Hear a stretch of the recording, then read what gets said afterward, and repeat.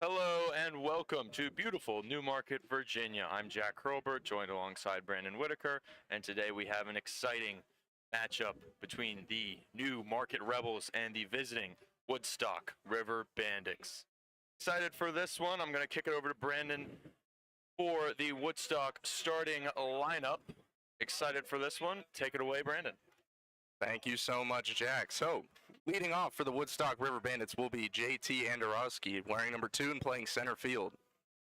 Behind him, the catcher will be Dylan Howell, wearing number 20. Batting third will be Connor Worth, wearing number 7 and playing second base. Batting cleanup for the River Bandits will be Adriel Delgado, wearing number 9 and playing first base. Behind him will be Logan Duffy, wearing number 16 and playing in left field.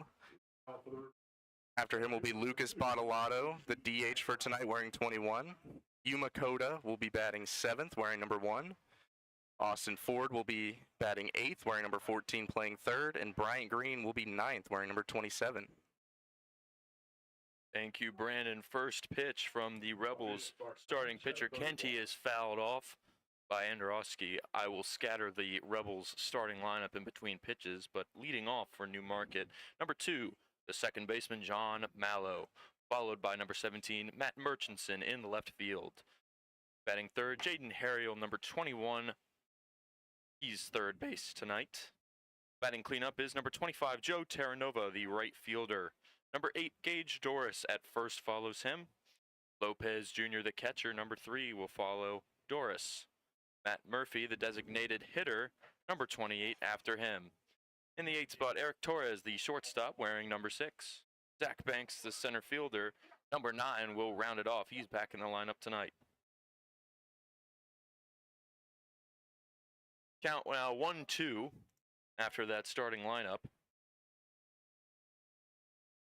The deal that will be fouled off into left field. A Valley Baseball League North Division matchup. Newmarket sitting at 9-6 and Woodstock at 5-10.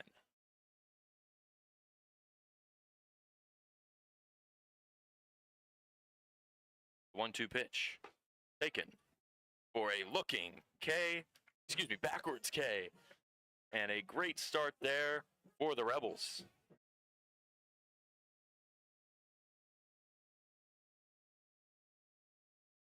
Number 20. Solid start for Kenty there. Howell now up for the Bandits.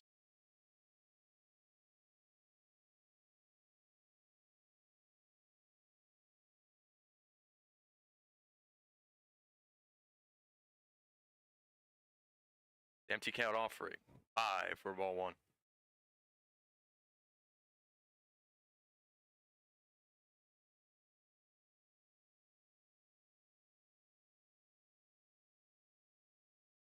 The 1-0. Just high for another ball. Kenty pitched 4.1 innings of work against the Woodstock River Bandits in a 4-3 victory. That was on June the 6th.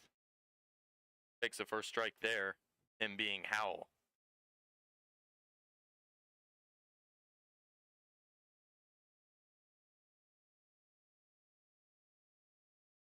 The deal from Kenty. Breaking pitch. Very nice pitch, but just called outside for the third ball. Howell steps back in with his red batting gloves. The sharp clash against the Woodstock's orange jerseys. Takes ball 4 there, and he'll get a free 90.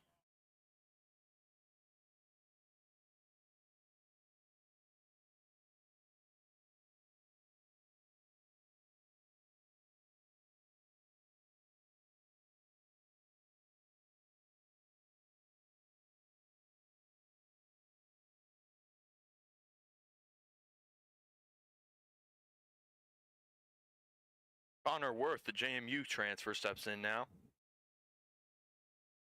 First pitch watches a strike go by.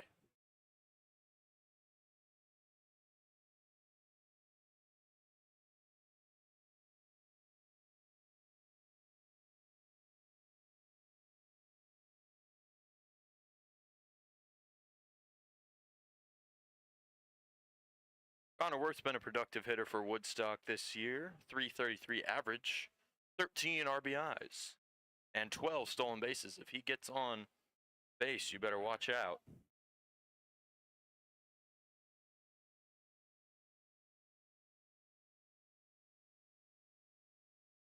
Speedster takes a big hack at that one. And last time we saw these two teams face each other, Worth had the 3-run shot in the 8th inning, nearly completed a comeback for the River Bandits. That was certainly good contact from him. As he takes 1-2 here, swung on, and that'll be gloved. Nice play by Harriel. Swings it over to Mallow, and in time over to Doris for the double play. That will close out the top of the first. Great defensive start by the Rebels. We'll be right back on the Rebels YouTube channel.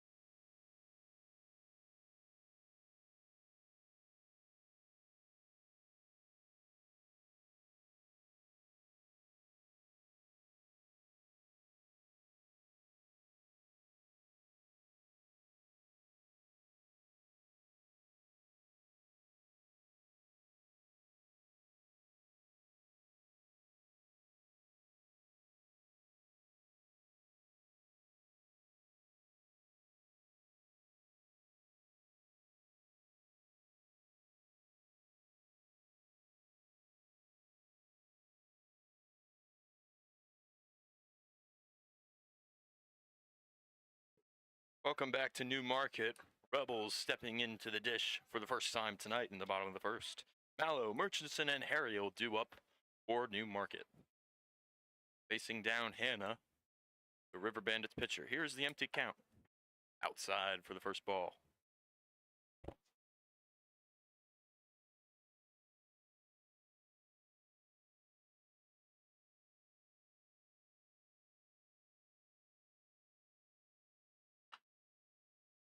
Second pitch fouled off near the Feed the Rebels pavilion. Mallow, a returning man, third year with New Market.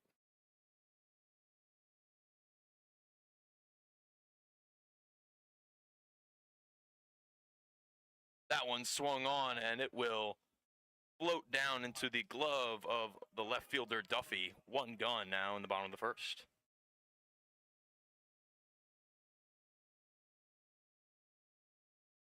The fast F7 for the Rebels.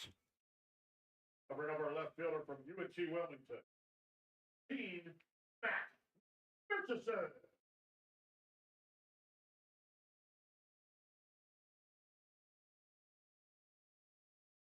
Murchison steps in now. Here's the deal. Low. Murchison had a great game against the Winchester Royals. That was the Rebels' last home game.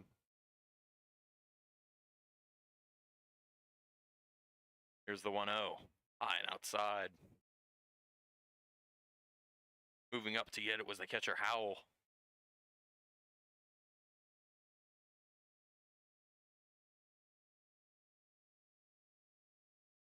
The 2-0 to Murchison. Outside yet again. 3 straight outside.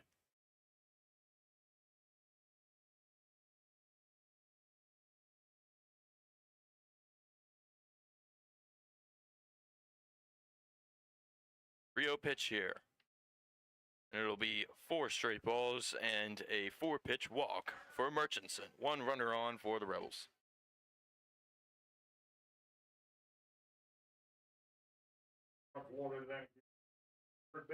Makes sense that they'd be a little conservative with Murchison there. He's had some very big hits against this River Bandits team. His first hit of the season against them was a triple, and then he had the home run in their second meeting. Rebels continue their walking ways. I believe that it's 110 walks now on the season. First pitch called strike to Harriel. We're having a little party up here in the booth. There's a ringtone going off in the media booth. Did not expect it. Here's the pitch. That one's hit well, and it will be gloved by the center fielder Andorowski. 2 gone now with 1 runner on.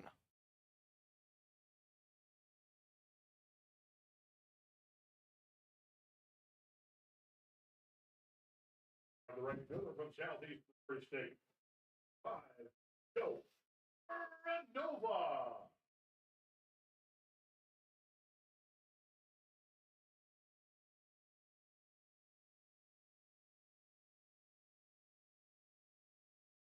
Terranova takes ball 1, outside and low.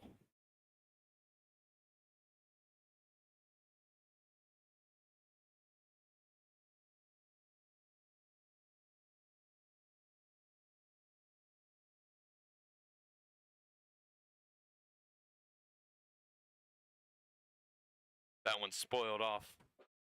Bounces into the River Bandits bleachers. Eager kid chasing after it.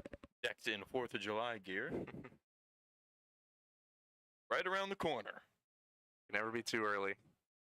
Never too early.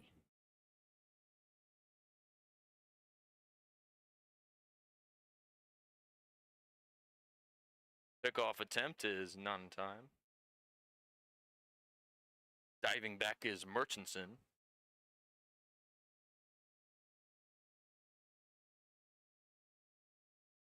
Terranova steps in with his white arm sleeve on his right arm. Loose pitch there, and Murchison will cruise over on a wild pitch. That'll be a WP over to second for Murchison.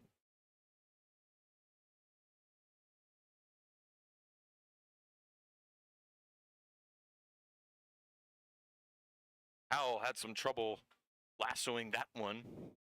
Bounced off of his red gear and flew back almost halfway to the pitcher. Quick scramble, but not in time. Terranova steps back in. Righty on righty matchup here. That one's hit well into center. Chasing it is Andorowski, and he will grab it. That will be the 3rd out and end the bottom of the 1st. We'll be right back for the 2nd frame. Rebels will trade bats for gloves. Be right back on the Rebels YouTube channel.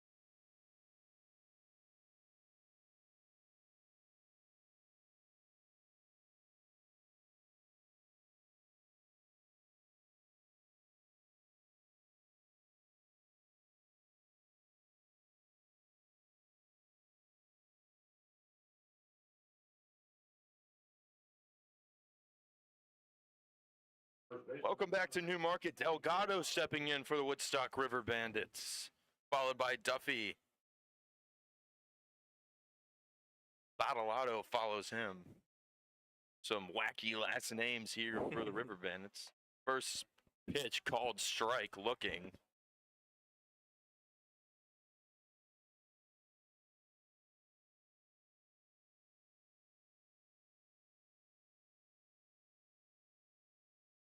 Lefty on lefty matchup here. That's a breaking pitch called strike. Nice one there.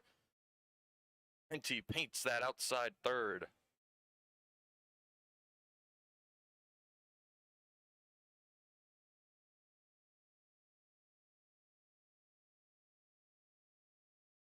Check swing there.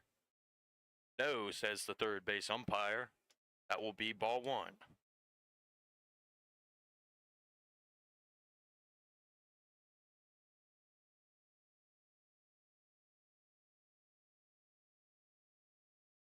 Henty collects. Delgado digs in. That one fouled off.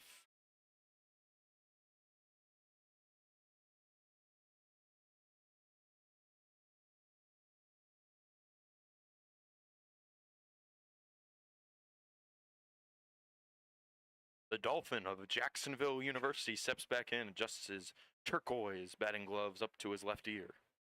Here's the pitch. Called strike three, ring him up. Wow, what a pitch by Kenty. That's the start that you want.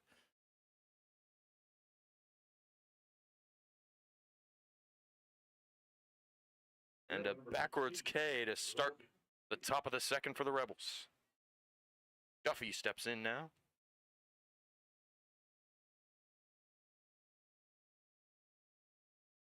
He leads the River Bandits in homers. He's got an explosive bat. Takes a close ball there. Henty painting the bottom corner.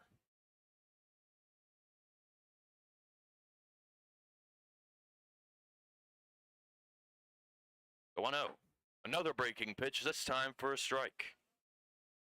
That's the response that you want after giving up a very close ball there.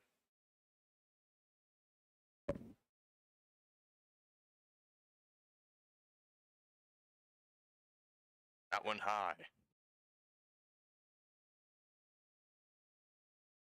The stats for Duffy are long and distinguished for his spot on the River Bandits. Best slugging percentage, 4 doubles, which is the most on the team. I said earlier, 2 homers, that's the most on the team. Very explosive bat. Rebels need to watch out here. He takes a big hack at that one for the second strike of his at-bat.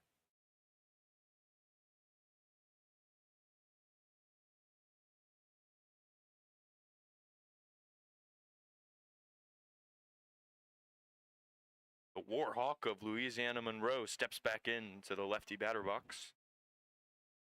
Takes the even count pitch, swung on, bouncing ball over the head of Kenty, collected by Torres and flung over to Doris for the second out of the inning. Great play there defensively by the Rebels. Good effort by Kenty to grab it, but lassoed by Torres, and good defensive play there.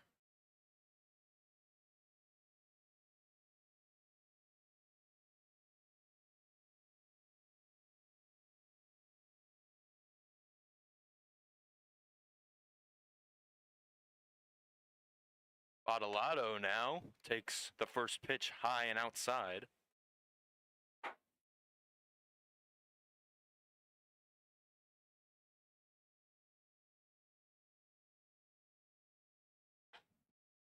Second pitch, similar position, outside for the second ball.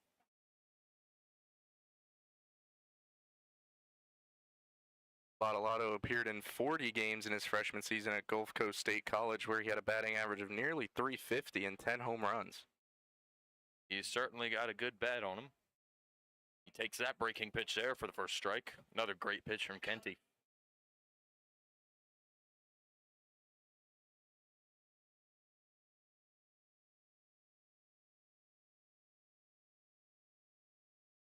The Gulf Coast State Commodore steps back in to the righty batter box with his black batting gloves and wood-colored bat. Takes the third ball there.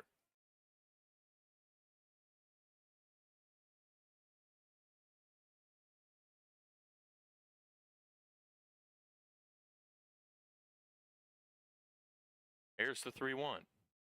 Swung on, another bouncing ball. Torres is going to have another shot at it. High throw, but Doris is able to adjust and grab it for the third out. That'll conclude the top of the second inning.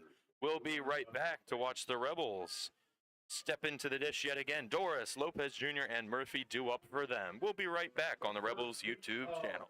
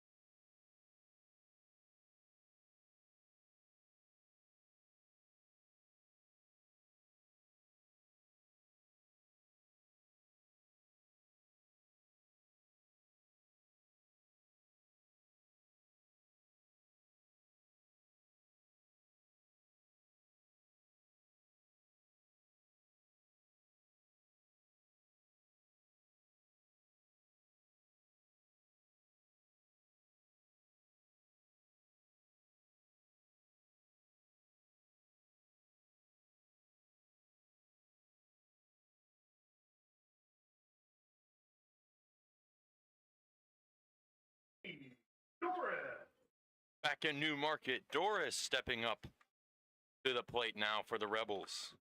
Facing Hannah. Here's the empty count delivery outside. 1-0 our count.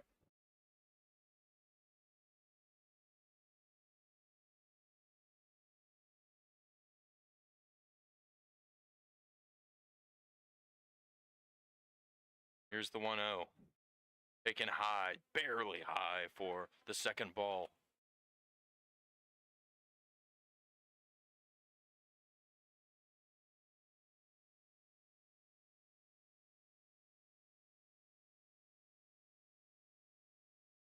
The 2-0. High. 3 straight balls here.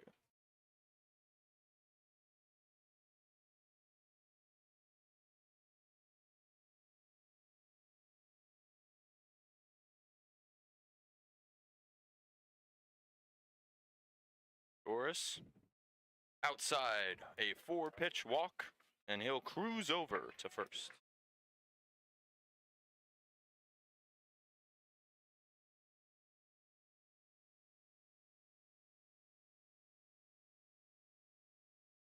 Play from Collins College. Mario Jr. Lopez Jr. steps into the righty batter box.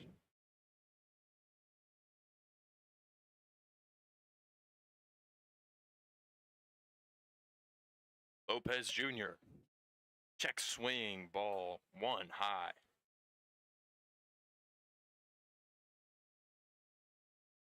Looked like he wanted to take a big hack at that one, but good eye there to stay patient.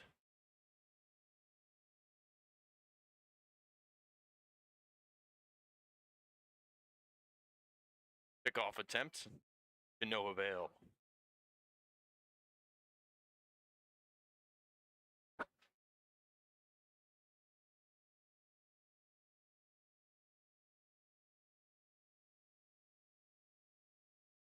Lopez Jr. Really good eye there to watch that one. 2-0 is our count now.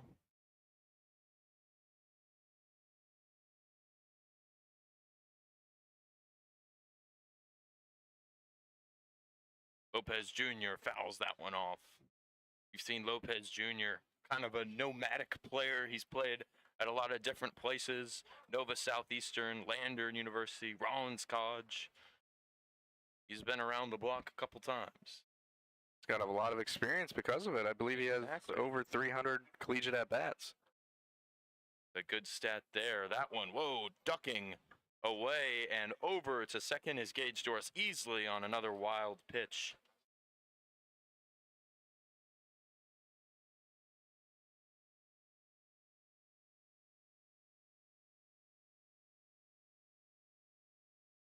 Had to squat down to avoid that one, taking that one to the dome.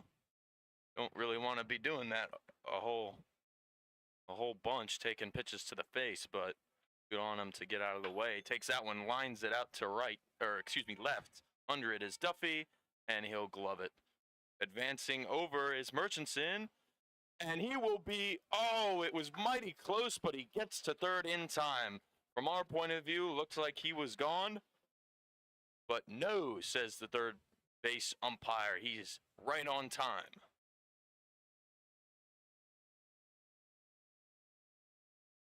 Tony Beacom College.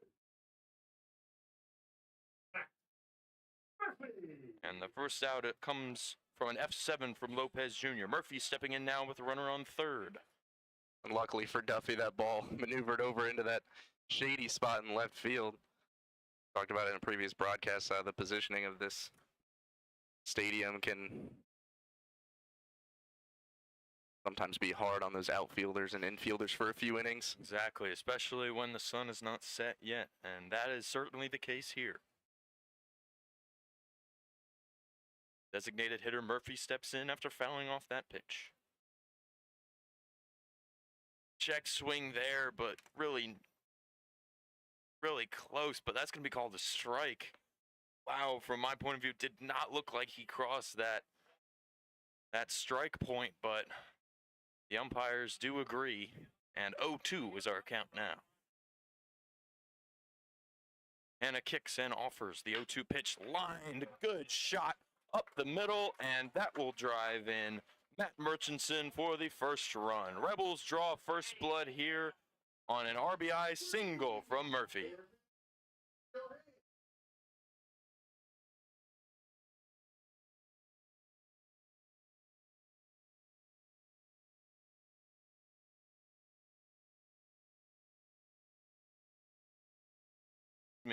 It was Doris who scored on the line drive up the middle. There's another one, it's fouled off this time.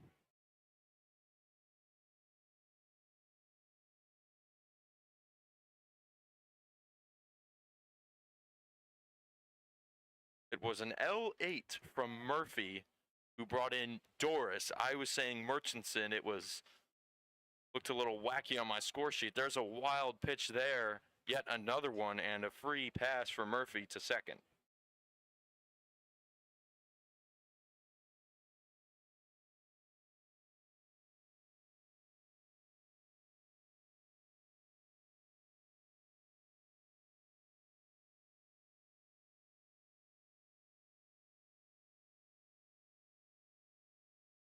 Here's the deal. Low. Good eye from the Palm Beach State Panther.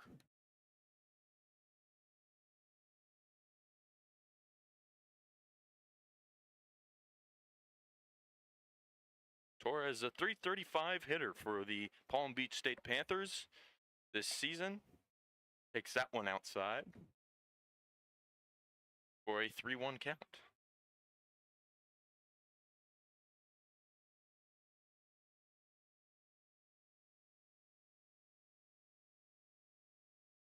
Eli Hanna looking to focus in here. Got to control the strike zone here. Takes that one high for another walk.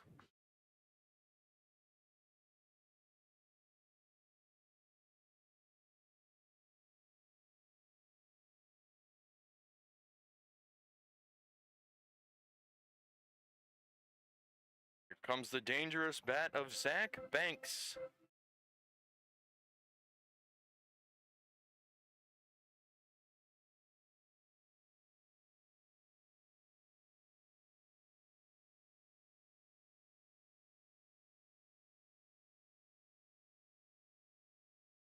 Quick little pause here for the bat boy offering baseballs to the home plate umpire, and looks like we are back. Little pitching conference there between Howell and the pitcher Hannah. Howell and Hannah, that's a good Center fielder from Emory Brittle. 9. little H on H action. Zach Banks steps in now.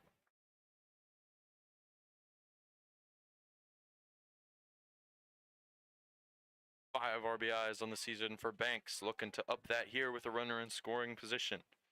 Him being Murphy, who advanced on the wild pitch. Here's the deal.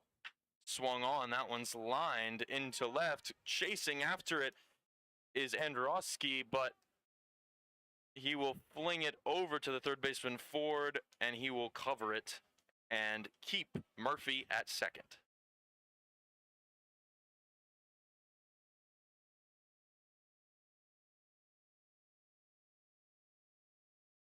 Baseman from Potomac State College.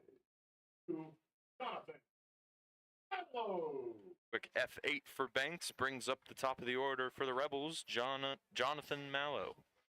John Mallow, Jonathan Mallow can go a lot of ways. Johnny Mallow. Empty count deal. Scoops out of the way for the first ball.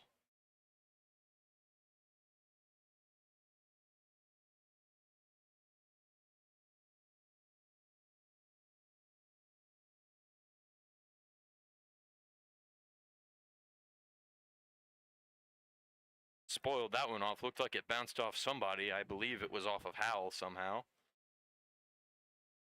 Looked to change momentum, change movement there somewhere. Could have been the bat, but I don't think so. I think it hit off somebody.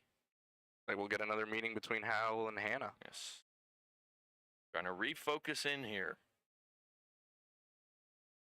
Your pitcher, you don't want many wild pitches this early into a matchup. Looking to try to focus here and cut those down.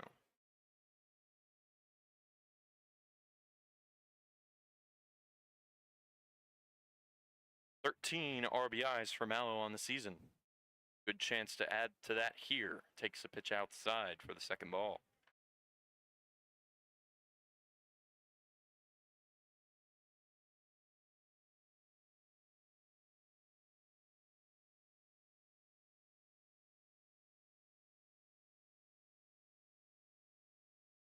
Here's the deal. Big swing and a miss for the second strike. 2-2, even count. Scoreboard full of twos. We saw that at the home game against Winchester, but we see it now again today. 2-2, 2-2, 2. Number 2, 2 balls, 2 strikes, and 2 outs. Jack's glitching.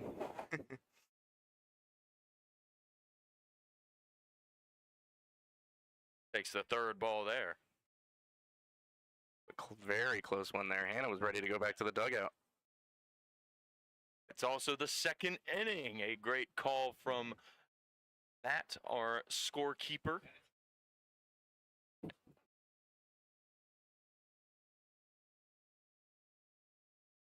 Runners free, and you'd expect that on a full count with 2 gone, and it will be an easy walk for Mallow. Bases full of Rebels with 2 gone here in the bottom of the second.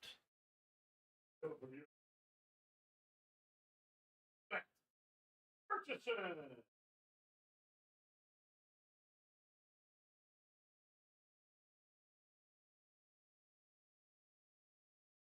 That's the walk total on the season at 113. Wow, that's just a lot of walks. You wouldn't expect that this early into the Newmarket season, but wow, really on pace to beat that record, I believe. I think that is still in place. First pitch ball there. Here comes the second. That's going to be lined back. Bounces off of the border of the safety net.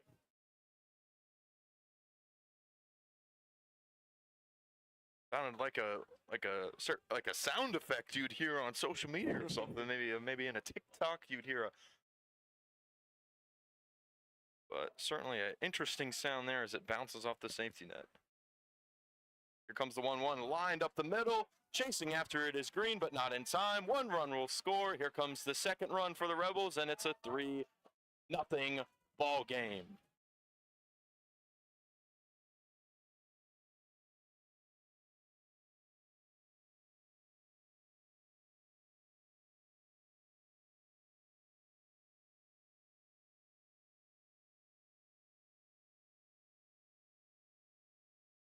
Third baseman from Florida. One.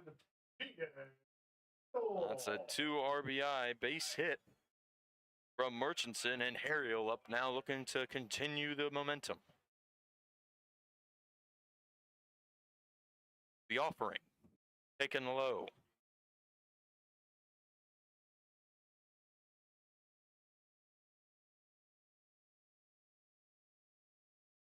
A solid bottom of the second for the Rebels. 3 runs scored already, looking to add some more damage on the onslaught here.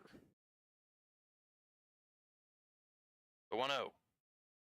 That one's swung, bouncing ball, gloved by Worth and over to Delgado for the 3rd out. River Bandits end this inning. We'll be back for the top of the 3rd. Rebels strike first in this contest. 3-0 our score. We'll be right back on the Rebels YouTube channel.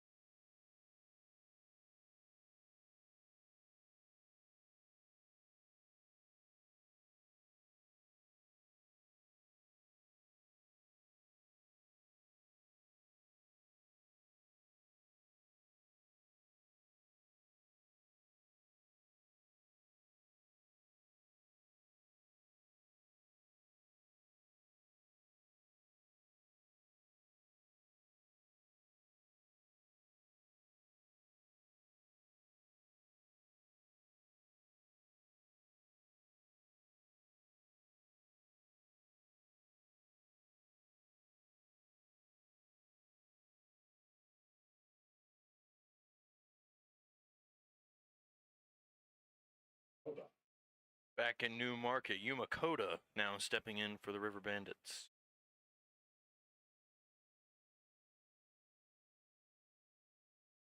Koda takes the pitch, breaking in for the first strike. Solid pitch by Kenty, who's going strong into the 3rd inning.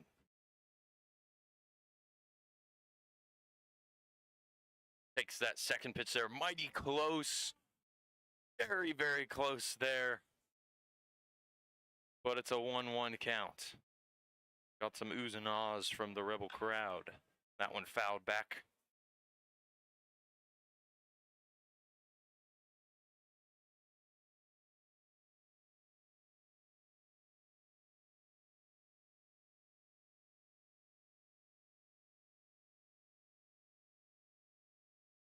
Here's the deal with Dakota. Whoa, big swing on a high pitch that just broke in. And he's going to want that one back as he walks back to the dugout there for the 1st out. Great pitch by Kenty. Got him chasing upstairs, and he has a quick little conference with Green, the batter on deck, maybe telling him some scouting reports of something that he saw. Green still awaiting his first at-bat. Big hack there from Ford for the first strike.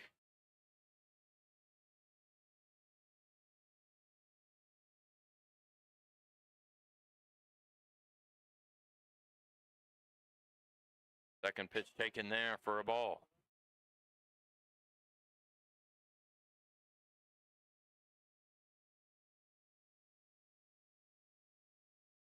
Here's the deal to Ford.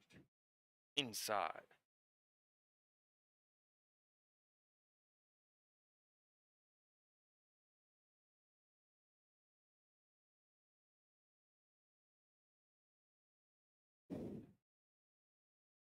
The 2-1 pitch.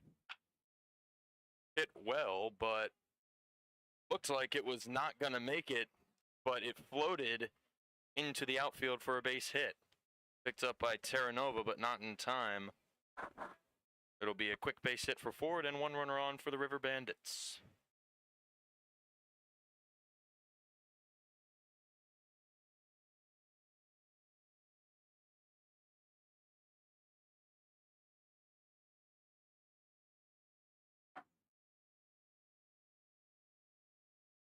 If Bryant Green can use the notes that Coda gave him, takes that one for a ball, mighty close yet again. Start comparing Kenty to Bob Ross here as he's painting those corners very precisely. Throwing happy little pitches, says our PA announcer Jared, and he is very, very correct. Definitely very close.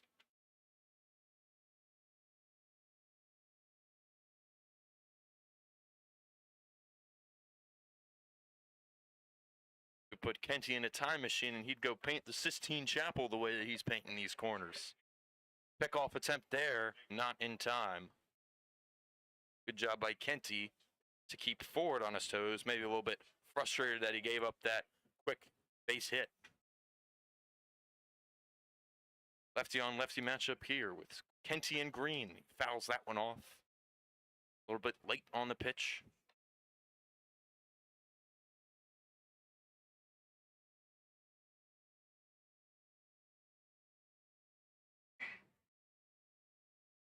Green steps back in.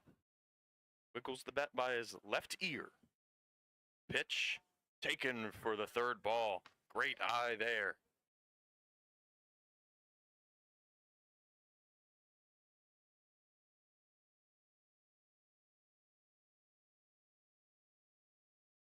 Green's got a good eye. He's got 8 walks on the season. Ford looked like he wanted to take off there, but it will not matter as he gets a free pass over to second because that was the 4th ball.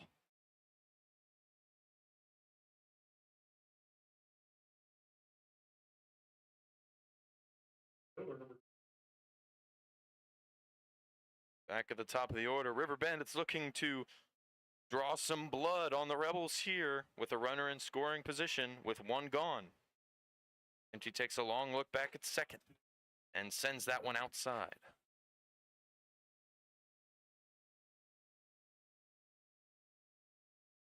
Andorowski's a solid hitter for the River Bandits. He's got 9 on the season. That's good to be tied for 3rd best. Here's the pitch. Fouled off there.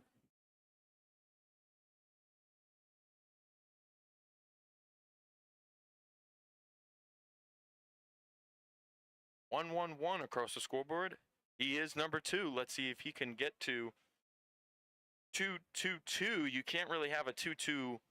You can't have a 4-2 with him because he's would be the second out, and he takes that twisting pitch there for the second strike. Maybe we can get a trio of 2s here if he watches a ball.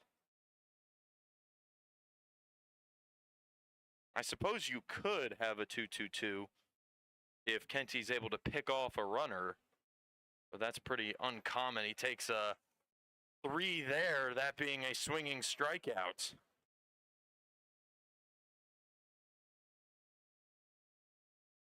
And that's good for the second out.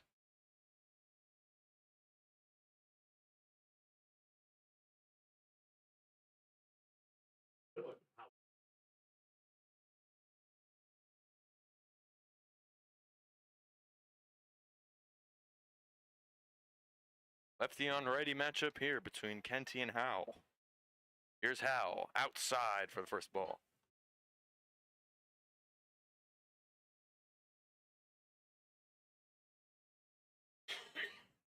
Nine walks on the season for Howe. He's certainly got a great eye.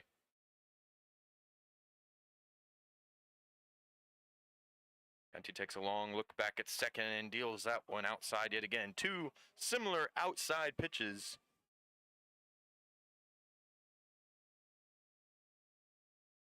Beautiful night here at Rebel Park. Sun starting to set in direct contrast with the orange uniforms of the Bandits.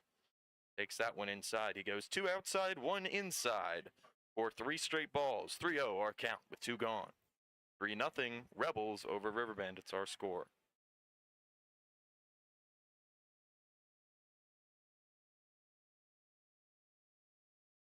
The 3-0 pitch. That's how you get one back right there. Good solid pitch right down the middle. 3-1.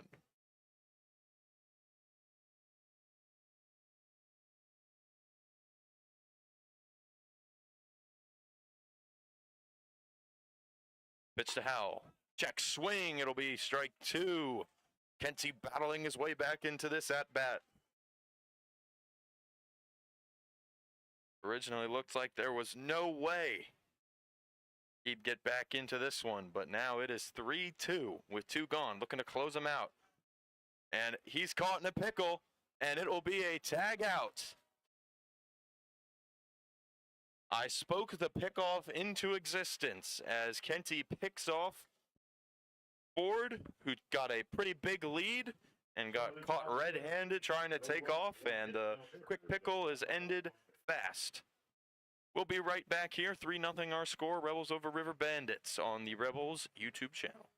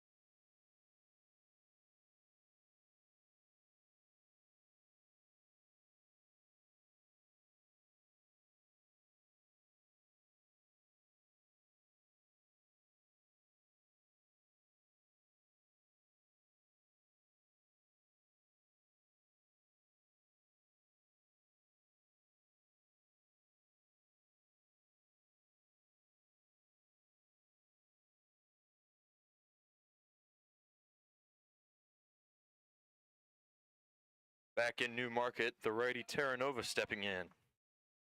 Here comes the right-on-right matchup. First pitch outside for ball 1. Good eye there from Terra Nova.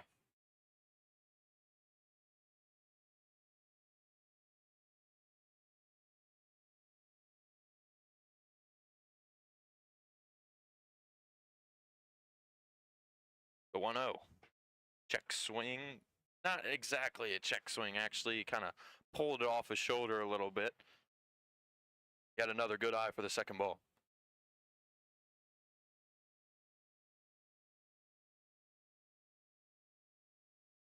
Here comes the 2-0 way high. 3 straight here for Anna. And the sun here in Rebel Park has sunk just a bit lower, so Hannah no longer has, the sun glaring in his eyes. Interested to see if that'll help his performance a little bit on the day. The 3-0, there's a strike right there. Avoids the 4-pitch walk. And you're right, once that sun sets, it's a pretty big advantage, a big change for the defense there, because it's a lot harder to be playing outfield or pitching with the sun right in your eyes. He lines out when a big bouncing play and a great catch by Green as he fires it over to Delgado for the first out. What an adjustment by Green. That's a solid play. You'll throw that on your highlight reel. When you're looking to go to a college or send your clips to a college, that's just a great play. Yeah, great job by Green to keep his eye on that after the bounce. Our regular first baseman from Wharton College, 18, Doran. That quick 6-3 play brings up Gage Doris, the first baseman. I had it wrong that it was Murchison scoring. It was not. It was Davis last inning. Or excuse me, Doran. I'm all over the place with the Doris. Gage Doris. And he recently announced his commitment to the University of Southern Indiana. Takes the 1-0 for the first strike. 1-1 our count now.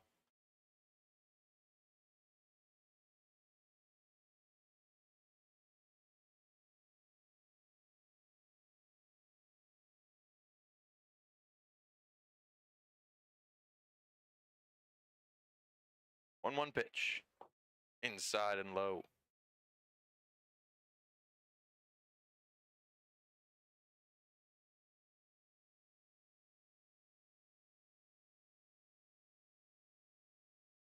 The lefty steps back in. The pitch. Big swing and a miss there.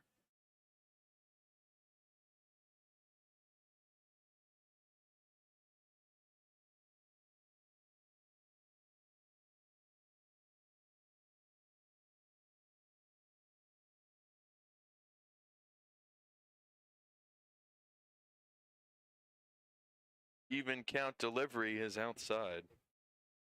When you look at a lot of these batters, Brandon, you see a lot of these batting gloves, they don't really match the color scheme of the team that they're playing on. That's because they are originally set to match the color scheme of the colleges that they're at.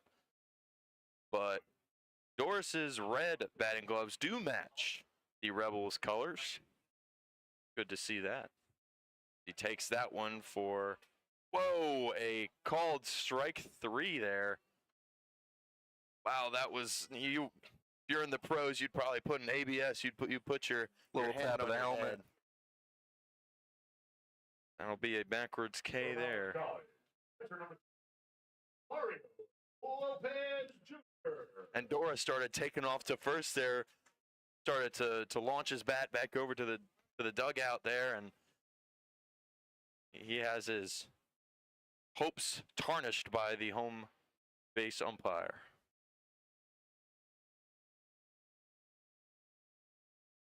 Lopez takes that first ball. 1-0.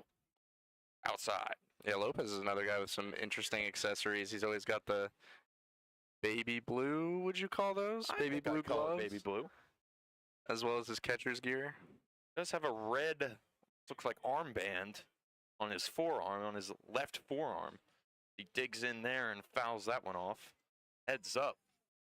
Comes down and bounces off of a, looks like an RV parked in one of the neighboring houses there. A solid sound. That one went really high. It was up in the air for a good solid 5 or 6 seconds.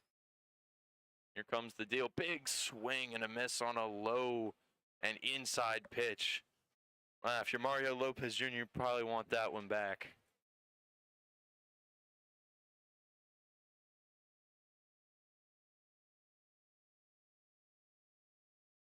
The 2-2. Takes that one just outside. Great take by Lopez there. Yes, Hannah trying to paint the outer third, and he cannot.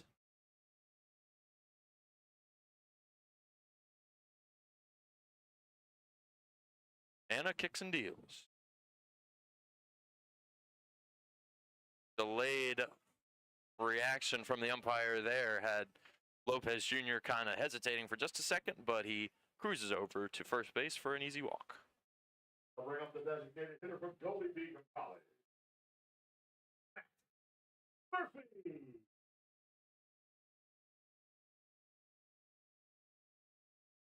The righty-on-righty matchup with Murphy as he skies that into the stratosphere, calling for it as Hannah, and he's under it for an easy out. That'll conclude The bottom of the third. We'll be right back for the top of the fourth here on the Rebels YouTube Going to channel. the bottom of the third inning. No.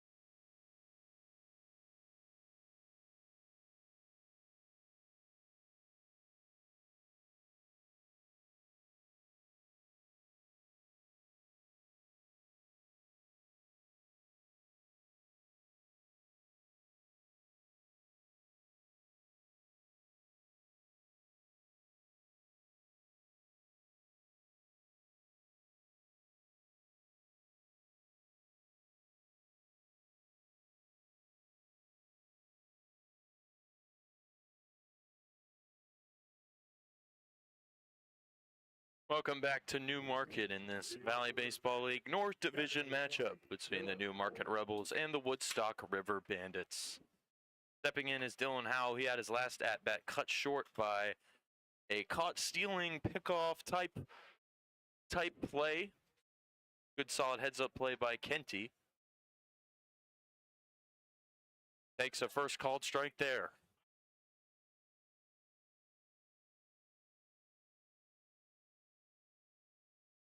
Here's the 0-1, a bunt attempt, and it will just fall to the left side of the third base foul line.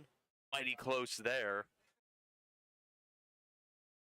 Probably would have been a sure base hit if you would even count it that for Howell. Yeah, nearly the perfect placement.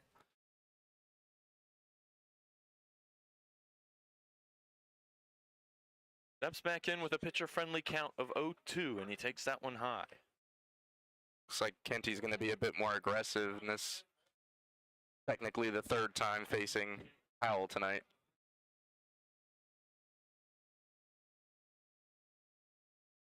The 1-2, whoa, big swing. Ready to take off there, but I think that Lopez Jr. got the tag on him before he could depart to first. But a strikeout there. And one gone for the Rebels early. Kind of a wacky play. We've seen a lot of wacky plays tonight. But sometimes that's how baseball is played. The wacky sport sometimes is that one is lined up the middle, gets past the glove of Kenty and into the glove of Banks. Quick base hit there for Worth. First pitch, swinging and hitting. All that a G8. No error for Kenty. No E1 there. That was a quick return back to him. You can't really blame him for not being able to get that one.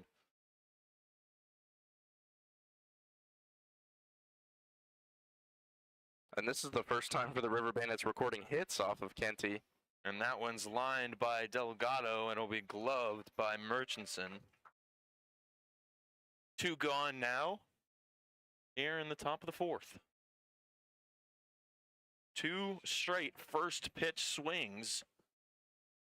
Both of them were put into play. One of them, though, resulted in a base hit.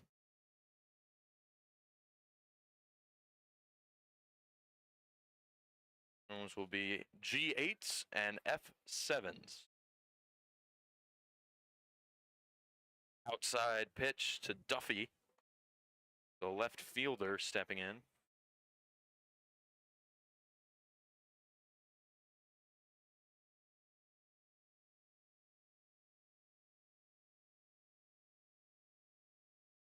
The 1-0, that one is hit well to Terranova, who doesn't really have to run much, and secures it for the third out. Solid defense there from the Rebels, and a quick end of the fourth. Top of the fourth, that is. We'll be right back on the Rebels YouTube channel, 3-0 our score.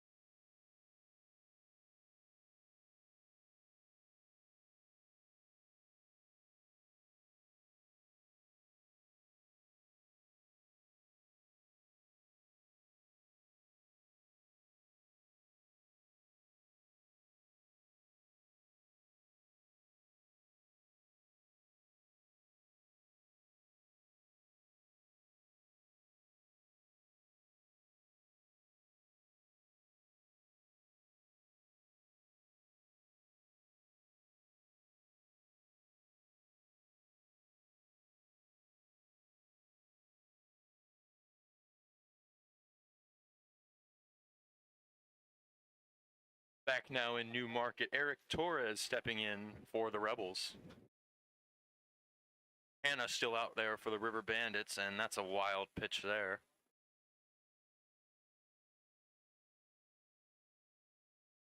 Yet another righty on righty matchup. Torres steps in with his blue bat. Hits that one, pops it up into the air. Running after it is Delgado, right on the line, and he's under it for the first out.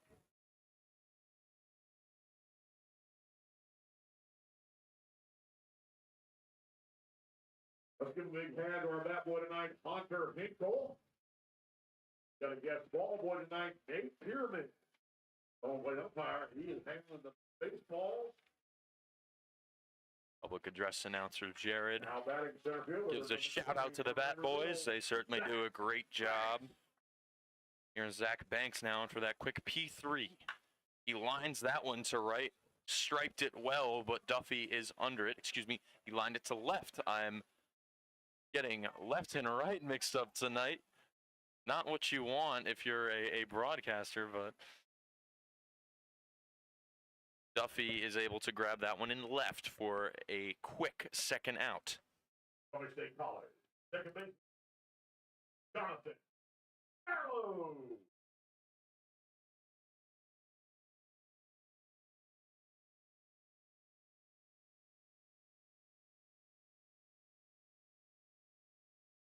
Top of the order now for the Rebels. Fouls that one back.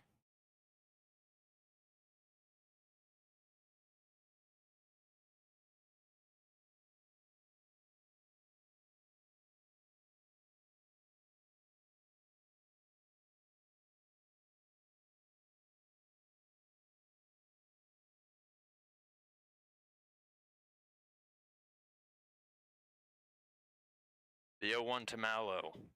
Scoots out of the way, but it looks like it hit him anyway. Nope, did not hit him. It's hard to tell from our vantage point. The umpire kind of obscures the batter, especially lefties. Scooted out of the way, bounced off the ground, it appears, and he steps back in with a 1-1 count now. the deal. Fouled off there.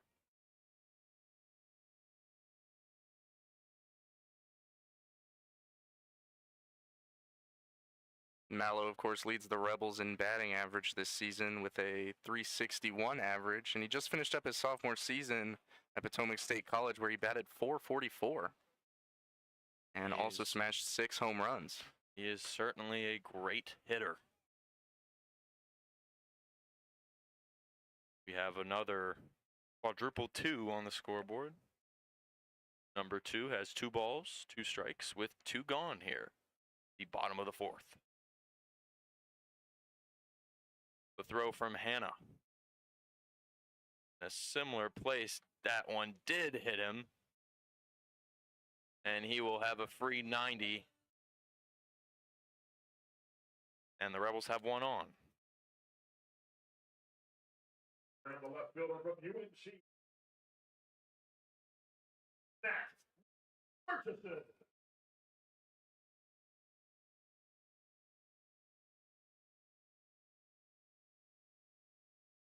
Matt Murchison 1 for 1 on the day with 2 RBI and 1 walk.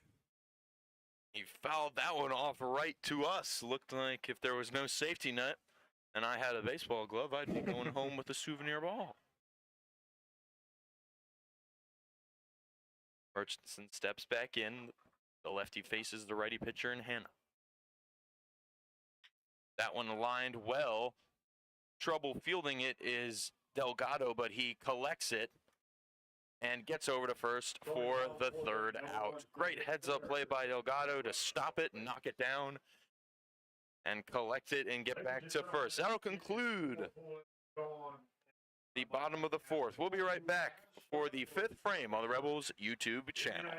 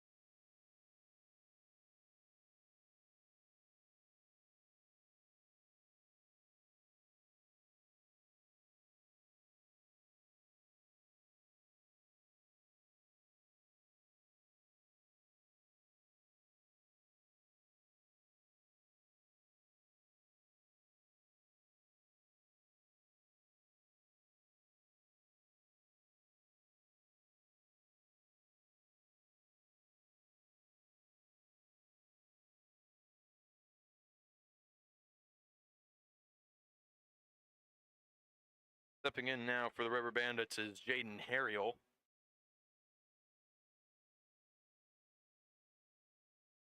He's 0 for 2 on the day. Takes that one inside.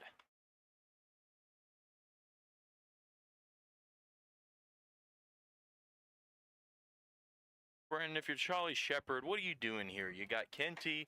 He's playing really well. Do you limit his time or you let him air it out until he's done? What do you think? I think you definitely give him this inning to see if he's still up for the challenge. I mean, he's played very well against the River Bandits so far this season. He certainly has. No runs in, I believe, nearly 9 innings of work and only 2 hits that were recorded today.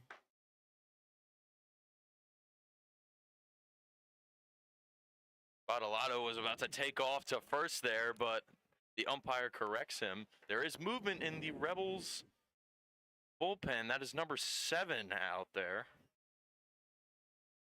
The 3-1 deal. Bottolato, he fouls that one off.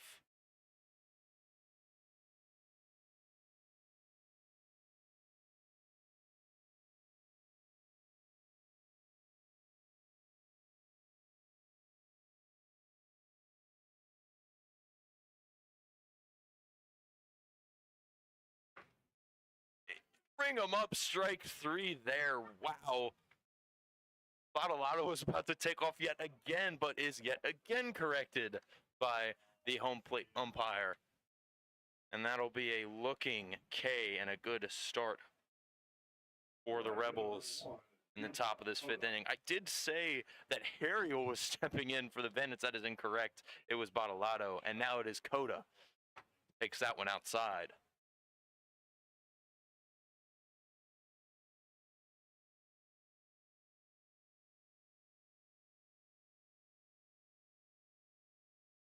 Whoa. Coda needed to duck out of the way of that one. And I did the limbo there to get out of that one. 2-0 our count now.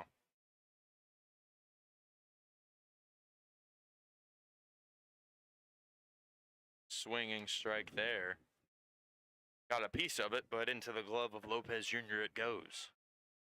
2-1.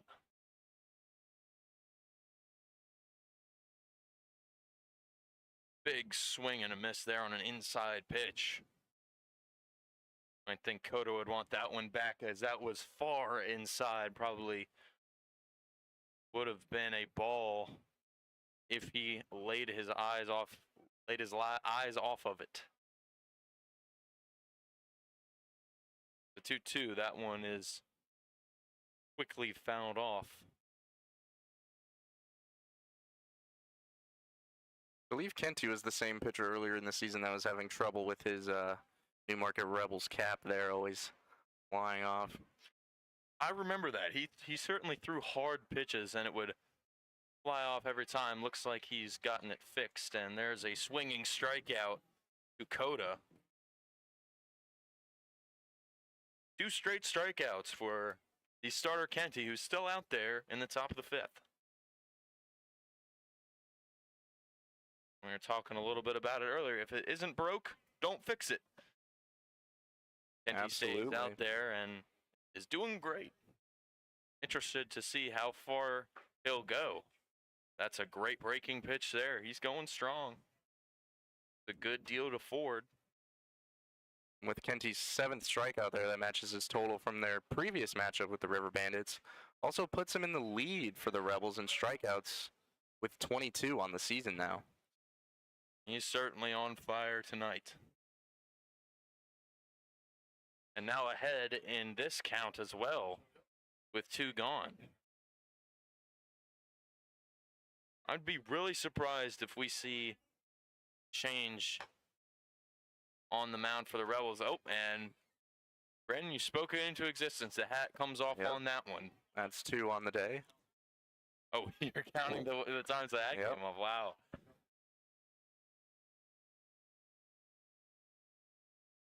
One-two pitch. Big swing and a miss there. That'll retire Ford and also retire the top of the 5th. We'll be right back for the bottom of the 5th frame here on the Rebels YouTube channel.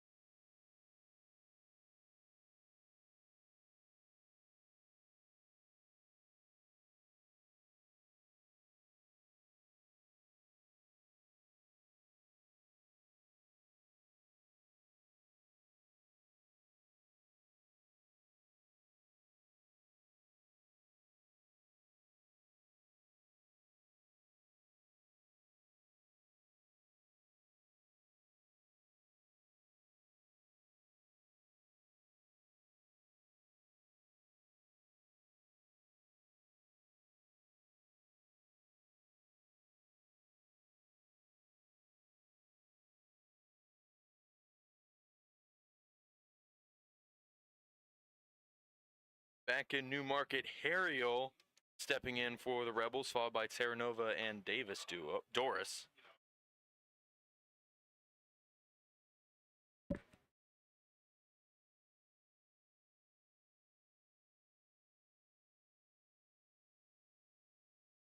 Fouls that one off for an 0-1 count.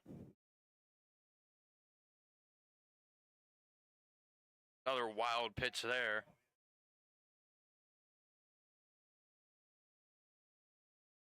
Anna remains out there and no movement in the Woodstock bullpen. I see one person moving, but he's not in an orange jersey.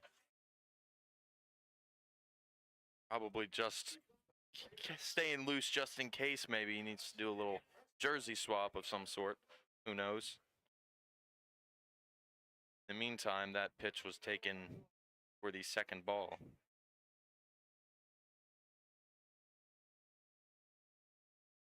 That one fouled off for an even count. Harriel 0 for 2 on the night, looking to get one on the board here.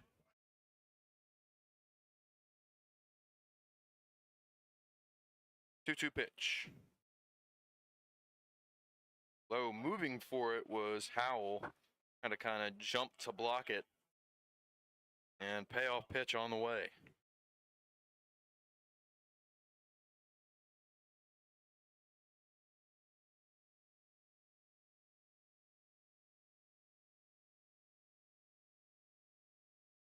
Here's the payoff. That one is a bouncing ball over to Ford. He'll collect it and swing it to Delgado in time for the first out of the bottom of the fifth. Great job by Delgado to stretch out for that one. They don't call him the stretch for no reason.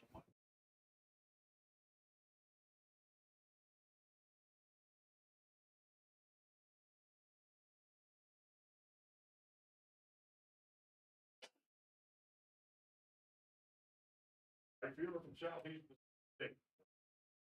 Joe Terranova.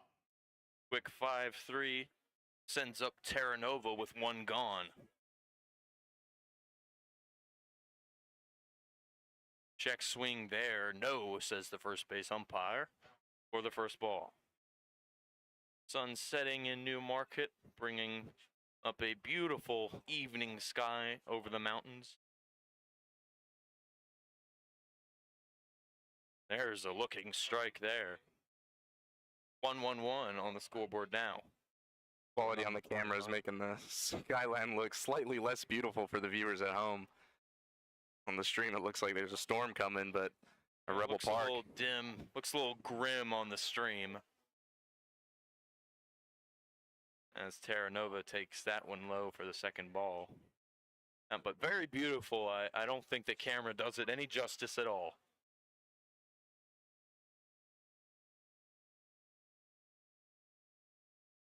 The 2-1. Terranova looked like he wanted to take a hack at that one, but he correctly and wisely lays off of it for the third ball. 3-1 our count. Terranova, native of Mesa, Arizona. Definitely had the longest trip to Newmarket. Yeah, that's a haul. Great take there. That one and a free trip.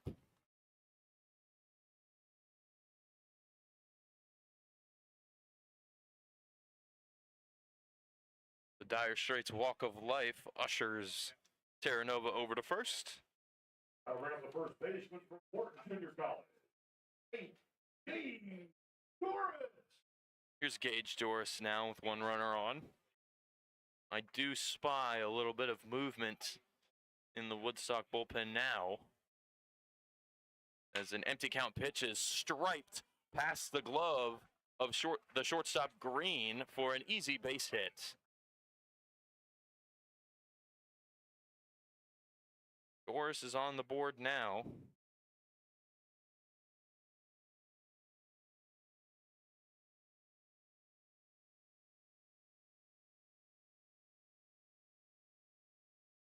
Rollins College. Pitcher number 3, Mario Lopez Jr. Mario Lopez Jr., the catcher, He walked last inning. Not last inning, but in his last at bat. And he takes the first strike there. Number 13 is warming up in the Woodstock bullpen. Let's see if we get a quick timeout and a change here, or they're going to leave Hannah out for the rest of the inning. Here's the deal. Whoa! Ooh. Hits him off the head and bouncing his helmet to the ground almost in frustration is Lopez Jr. Had a quick look at the pitcher Hannah there. Certainly doesn't feel good. But you don't usually see that in the Valley Baseball League, somebody taking a quick little look at the pitcher there. But that certainly had eyes for his head, and it bounces off his helmet. And yes, here comes the mound visit. Let's see if that door swings open in right field.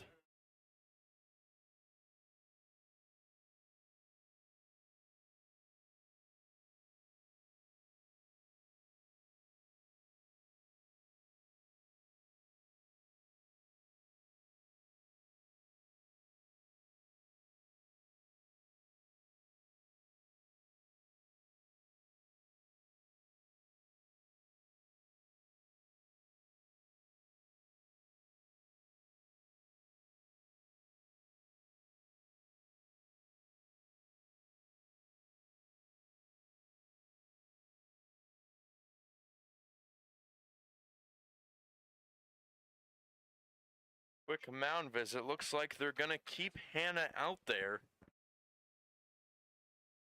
after he punked Lopez Jr., much to his disappointment. We'll keep an eye on that as the game continues. Did not expect to see anything like that after he got hit in the helmet, but we carry on with the bases loaded. That one's hit well. Let's see if it gets down, and it will. That's an RBI single for Matt Murphy, and the Rebels add 1 to their total. 4-0 our score now.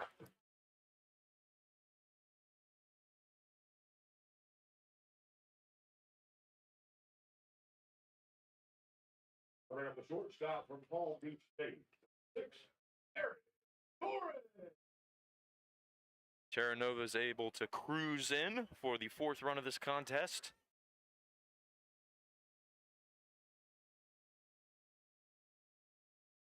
Very timely hit from Murphy there, almost as if to say, hey, I got your back.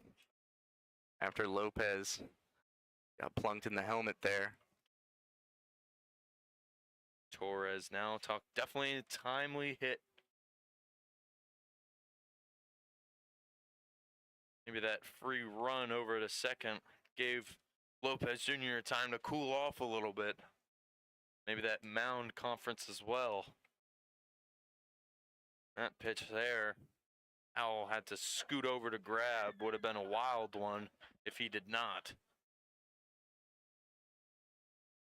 1-1 our count now with 1 gone. 4-0 Rebels over River Bandits. Bases loaded here. Here's Torres. Takes that one outside for a second ball.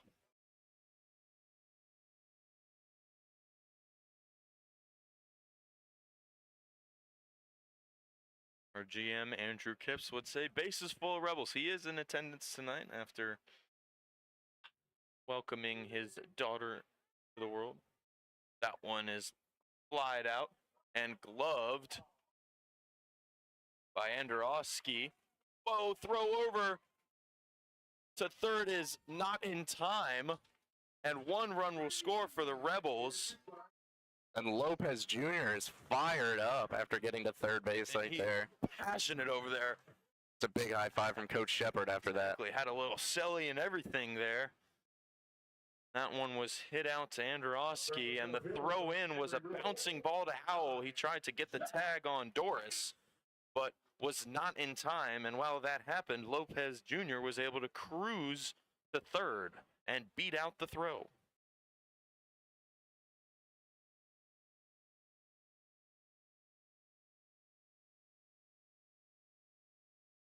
That's a wild pitch, and Here comes Lopez Jr. He'll steal home.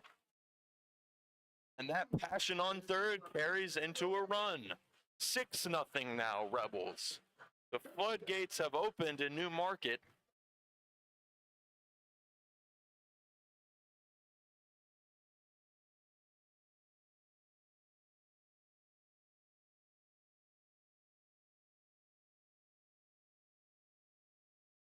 That one is Zach Banks, and it's a bouncing ball, gloved by Worth and fired over to Delgado, for the third out. That'll conclude the bottom of the fifth, an eventful inning for the Rebels. 6-0 our score. We'll be right back on the Rebels YouTube channel.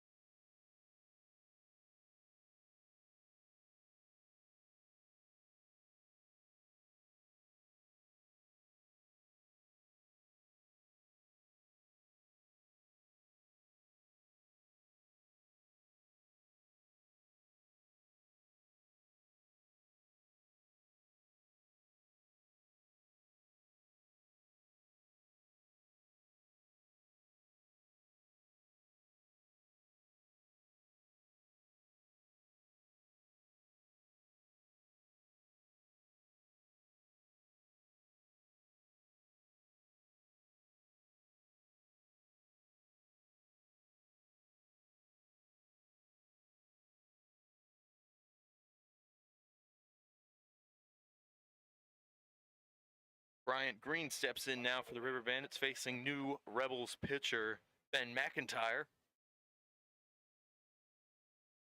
And big pitch there inside. Moving out of the way was Green. He's certainly got a hot hand, him being McIntyre. Throws some heat. There was another one. That one had some velo on it too. Our radar gun is not currently working, but that one certainly had some smoke coming off of it for the first strike of this at bat. And McIntyre can definitely get that fastball into the low to mid 90s. And that one was another heater, just a little bit high. 2-1 our count now. Almost said 1-2 because it looked so much like a strike. Another one in the exact same spot for another ball.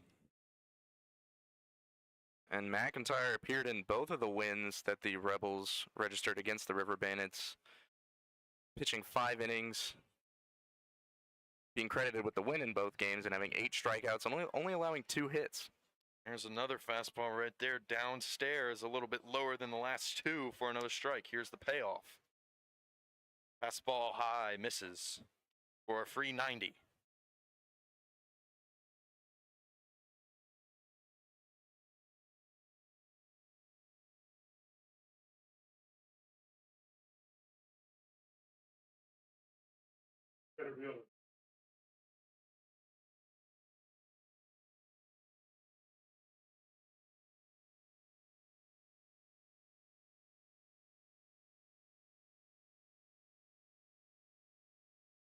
That pitch had a little break on it.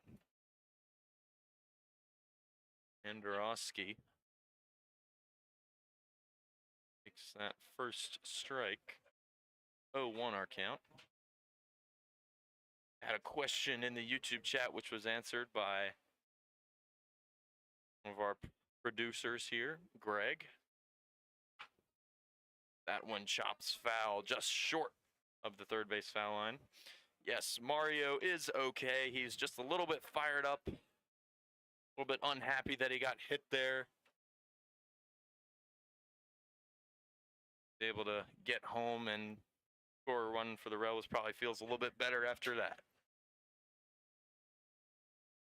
Feel like any player would be upset in a situation where their at-bat gets ended by a...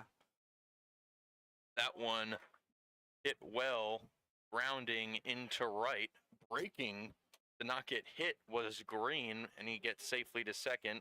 Easy base hit for Androsky. Good start for the River Bandits in the top of the sixth. But as I was saying, any player in this league would be upset after having their at-bat ended by getting hit by a pitch or a wild pitch that ends the inning. I mean, these players here are really looking into put in more reps over the summer, and these at-bats are so valuable for them, so to have it end like that, of course, anybody would be fired up in a situation like that. Every at-bat counts in the Valley Baseball League, and if you're a hitter, you probably don't want it to get cut short, certainly by getting domed in the head by a pitch. So you can't really blame them. But I think the lengthy stare over to the pitcher, not sure if that was needed, but it's in the past, it's baseball.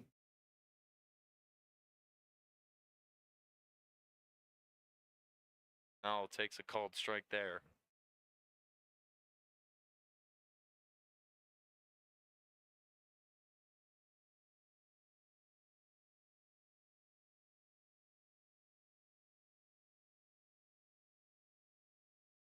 McIntyre fouled off, was soaring towards the batting cages, bounces off the fence and into the batting cages.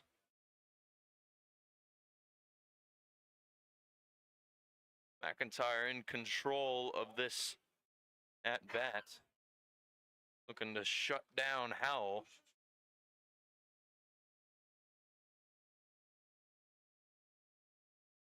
The 1-2. Scooting out of the way is Howell for an even count.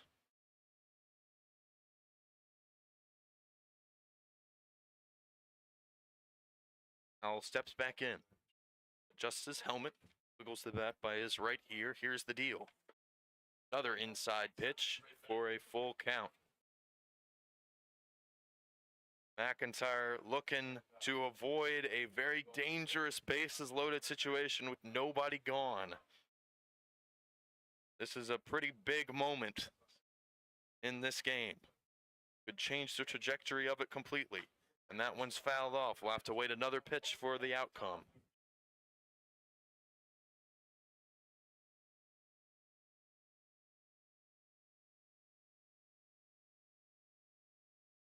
Second time Howells drew a full count tonight after walking in his first at-bat, and he's had some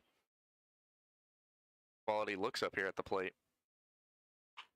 That one's lined up the middle. Gloving it is Mallow. Steps on second, and stretching out for it is Doris. That is a highlight play. Howell can't believe it. Puts his hands on his head. What a play by the Rebels. Wow, that's a 4U and then a 4-3.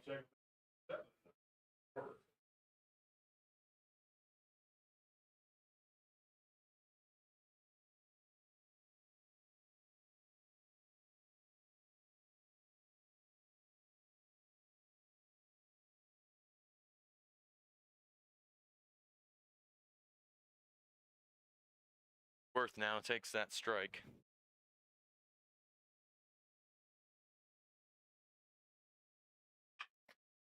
There's contact there, glove by Torres. He'll swing it over to Doris, and another great play by him. That's a highlight inning, really, for Doris. And he closes out the River Bandits, and they get in a huge pickle and then escape it. We'll be right back on the Rebels YouTube channel. 6-0 our score still.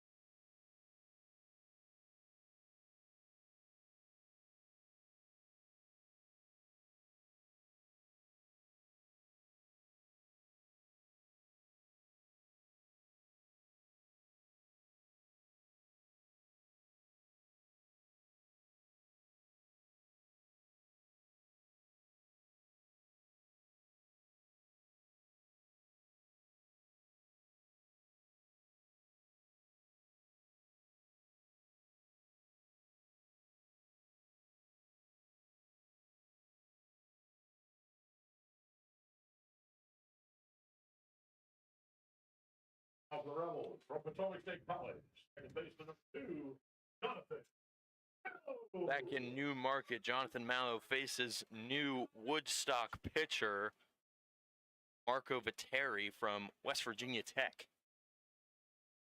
Here's the empty count deal. That one's striped, but it will float foul. And the Woodstock bullpen will chase after it.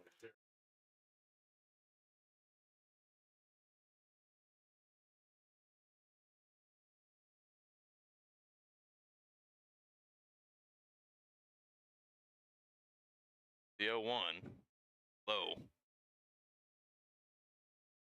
Viteri's appeared in 3 games. One of them being in the 4-3 loss to New Market. He pitched an inning, and he struck out 2 New Market batters.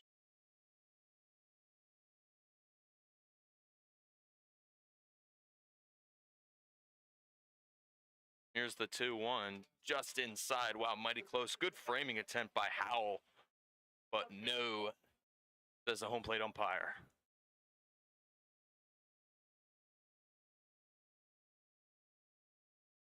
Mallow steps back in.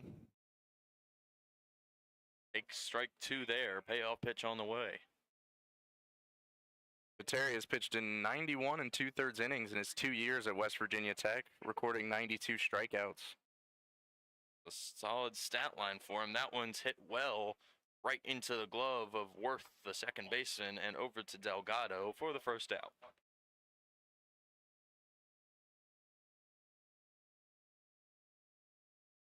A fast 4-3.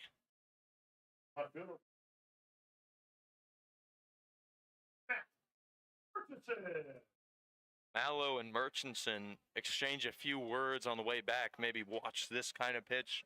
What do you think, a conversation would look like for that, Brandon? As that one's popped up high. Excuse me, I'd have to cut you off there. Coda is under it and gloves it for the second out. But if you're looking at 2, batters kind of talking, what do you think goes on in a conversation between those 2?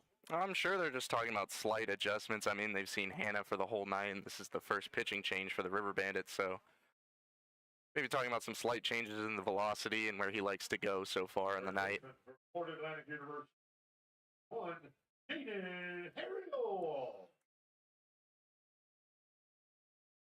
That one hit well. Harriel right into the glove of Green, swings it over to Delgado, and that one will end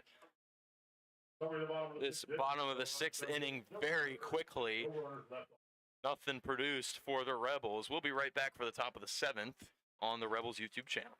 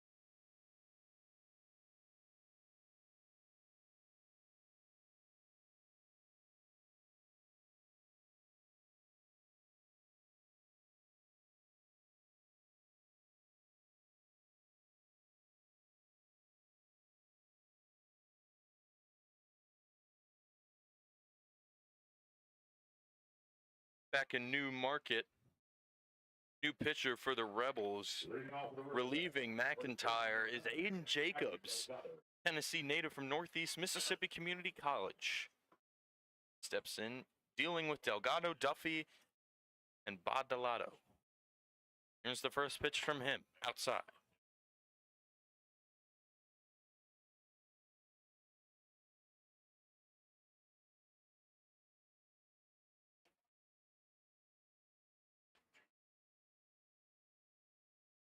That one far inside.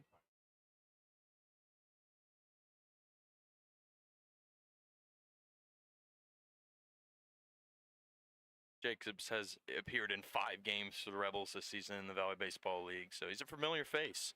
That one is clobbered into center field. Back goes Banks. He's ranging for it, and he gloves it. Great heads-up play by him for the first out.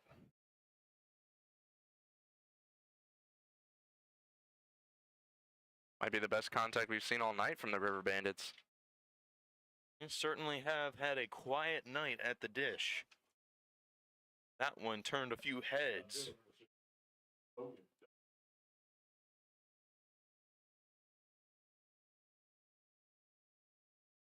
Here's the first pitch to Duffy. It's taken for a strike.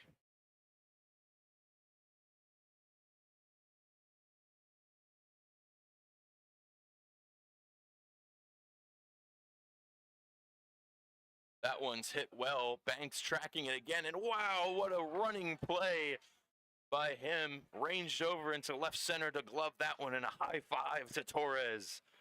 Now that's a good play. Banks will probably put that one in his highlight reel.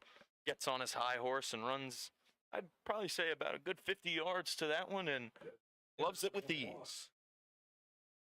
Yeah, Banks has been making plays like that for the Rebels all season, and been in and out of the lineup for the past couple weeks, but looks like he hasn't lost a step out there.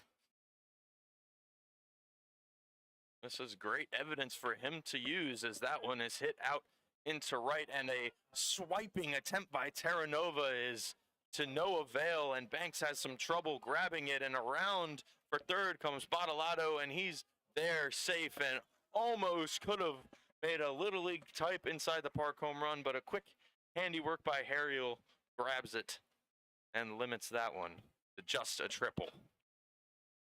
Great job by Bottolato to provide a spark there for the River Bandits. Yeah, wow. I mean, 2 quick outs, and you wouldn't expect something like that to happen, but this is baseball, and blink and you miss it, and now there's a runner on third, 1 crack of the bat, and the River Bandits will be on the board.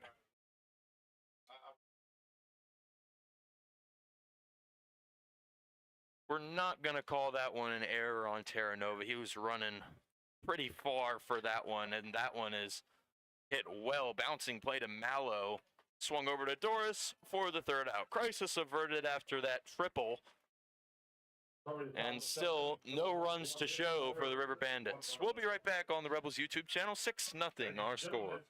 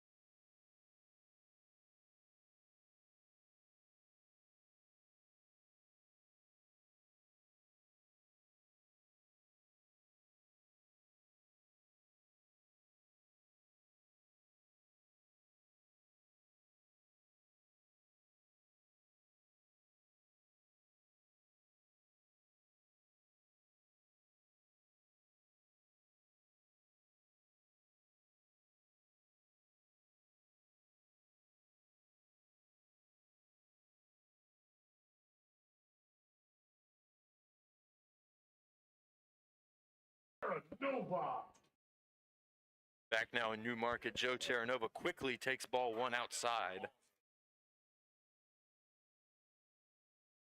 But Terry is still out there for the River Bandits. He sends that one outside again as well. 2-0 our count now.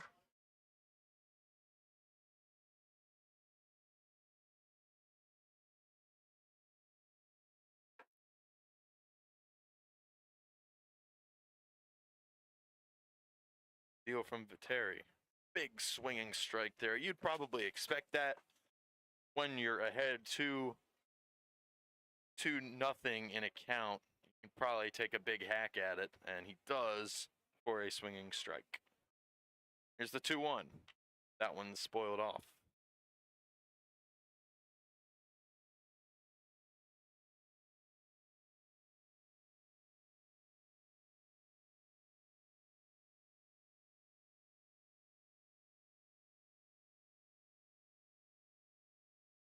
The 2-2.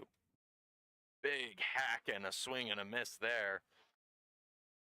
Terranova a little bit frustrated with himself at that one as he spins around, does a quick little 180 turn in frustration, and walks back to the dugout. 1 away now here in the bottom of the 7th.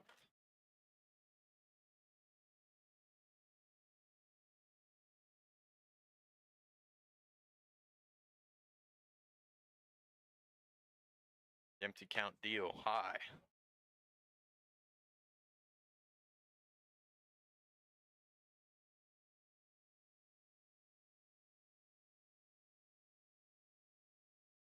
The 1-0. That one breaks into the strike zone for the first strike of this at bat.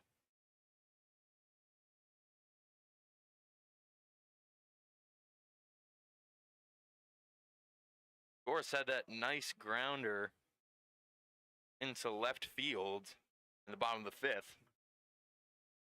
See if you can continue that trend.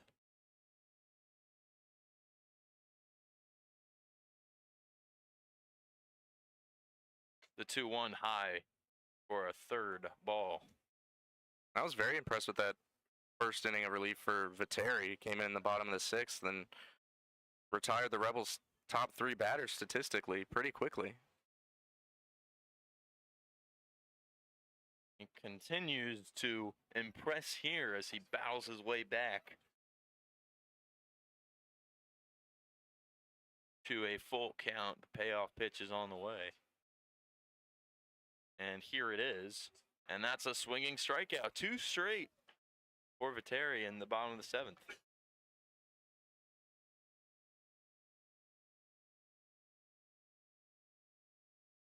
Bring up Lopez Jr. now. He got plunked in the head Mario Lopez in the Jr. bottom of the 5th. Was a little bit frustrated at that. Let's see if he can maybe right the ship, or I really don't know how to describe it. You know, maybe turn it around, turn the tides around, but you can't really turn around getting on base. But check swing there looked mighty close, but he does go around and strike, says the home plate umpire. 1-1 deal. Leaning out of the way. Lopez Jr. almost didn't want to get hit in that. I mean, he's been ducking and dodging Yeah. all day at the plate. He has. Maybe they have it out for him. I don't think that would be possible in the Valley Baseball League, but I'm sure there's no hard feelings after Yeah. the pitching change. even count deal after a big swing and a miss. And there is a swinging strikeout. 3 straight forward Ks for Viteri. Great inning for him. Throw that one on your highlight reel. We'll be right back on the Rebels YouTube channel. 6-0 Rebels our score.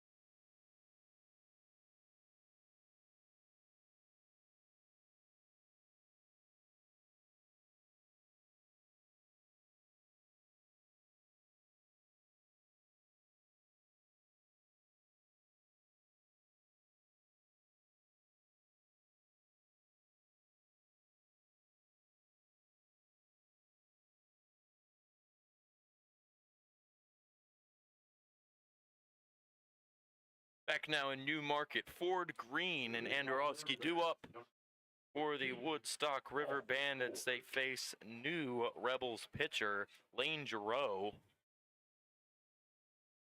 hailing from Baton Rouge, Louisiana. He's been throwing some heat in his warm-up pitches. Got the attention of some of us in the media booth. Continue that into the first at bat with Ford here. Yeah, threw some heat there on that called strike. Here's the second one, another heater, just a little bit upstairs for an even 1-1 count.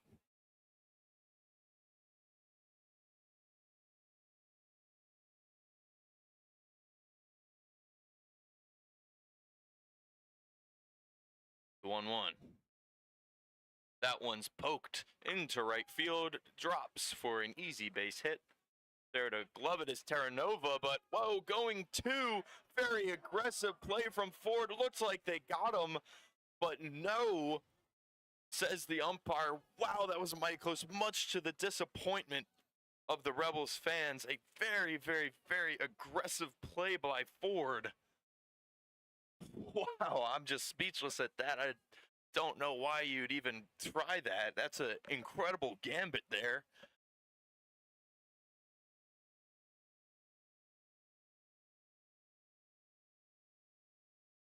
Looks like a Ford Mustang rounding those bases there. Absolutely. Talked about it last time the River Bandits were at bat. They need these players in their lineup to inject some life into this team, and Ford certainly did that. If anything's going to inject some life into you, it's that. A big hack there from Green.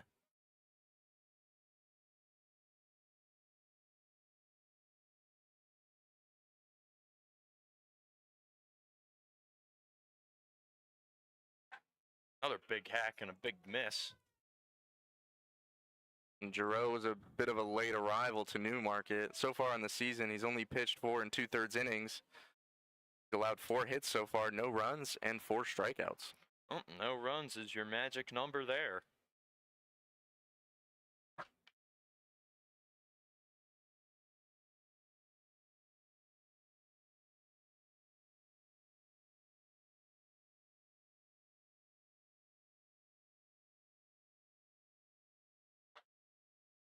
Takes that one outside.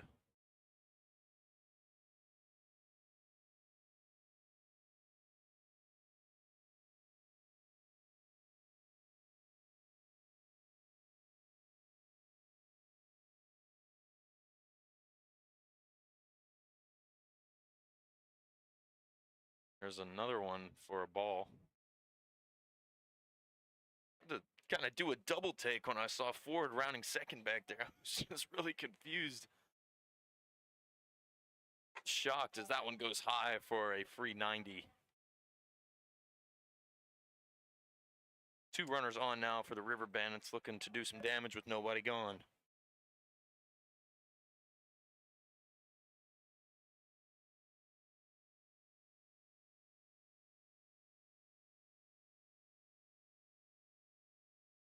I believe that's Green's 4th walk of the game. He's been very disciplined at the plate tonight.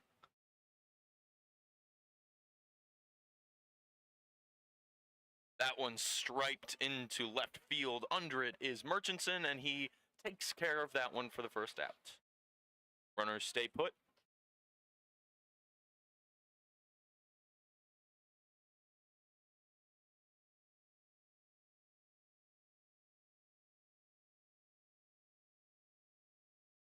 I believe that is Green's 3rd walk of the evening. I may be mistaken, but my notes do have him walking in the 3rd, the 5th, and then now. Ah. Whoa, that one's behind him, and the runners will advance on a wild pitch. Maybe had a little misgrip on that baseball there. Sometimes happens to a lot of pitchers.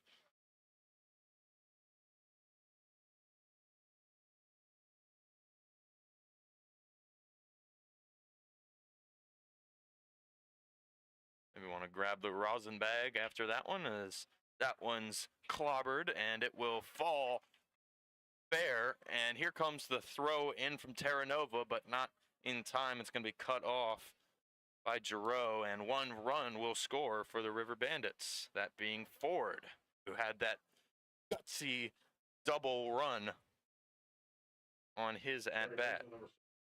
Quick RBI single for Howell.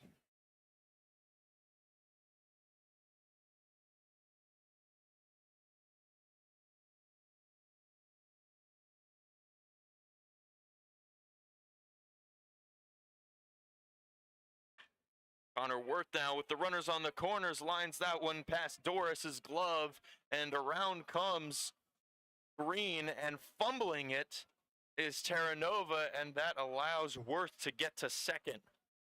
And there is life for Woodstock.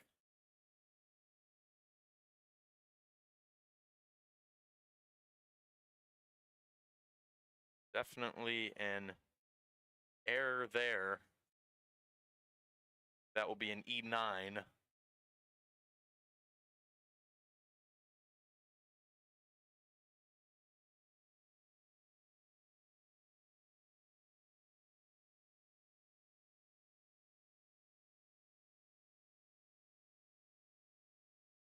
Delgado here with one gone, looking to add more to the total.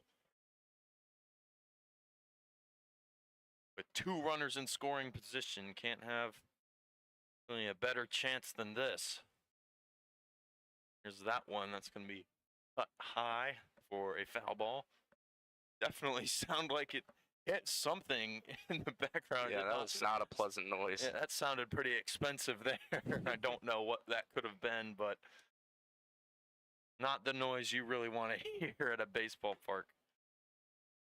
If you're Woodstock here, Delgado is the guy you want to see at the plate here. He leads the River Bandits so far in the season with 16 runs batted in. Definitely was just about to say that. He's a hot bat.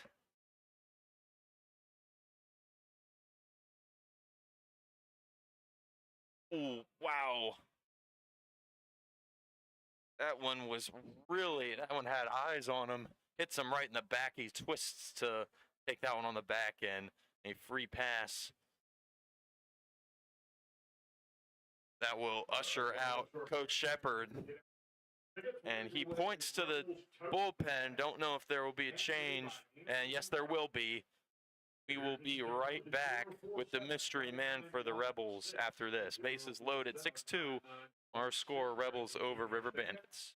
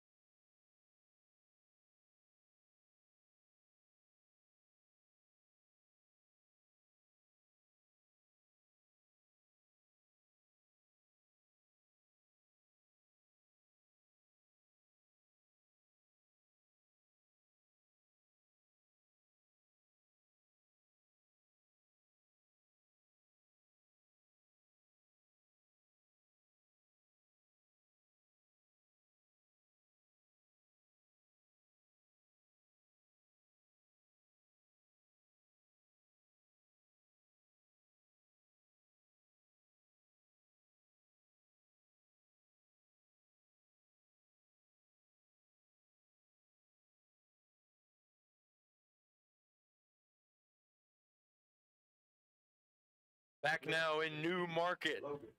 The new pitcher for the Rebels is Caleb Short. Talk about getting thrown into the fire. Bases loaded, 1 out. Dealing with Logan Duffy here. There's the empty count pitch. Low for the first ball.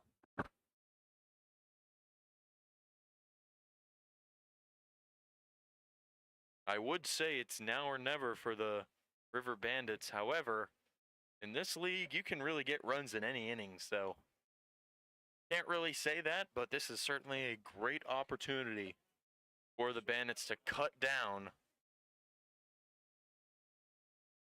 Don't want to speak it into the reality, so I'll knock on wood here, but a home run here would tie this one with a grand slam.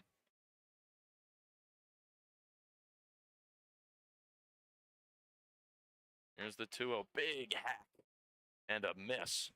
2-1. I mentioned it 2 days ago in our last home broadcast that Caleb Short has really grown into the closing role for the Rebels. He started out this season pitching in relief against this River Bandits team, where he gave up 3 runs, I believe, in the 9th inning. He gives up a hit or two, but I believe I said it last time, you can tell he doesn't get too rattled by that. Definitely not. Got a goldfish memory, like they say in Ted Lasso. Be a goldfish. Exactly. That one was fouled back. Almost looked like it would fly into the Rebels merchandise store. You can get all your Rebels merchandise. Here's the even count, 2-2 low. Moving to grab it was Lopez Jr. Good instincts from him to prevent a wild pitch and another run scored. Howell's on third, eager to creep on home. The 3-2 payoff pitch. Big swing for another one.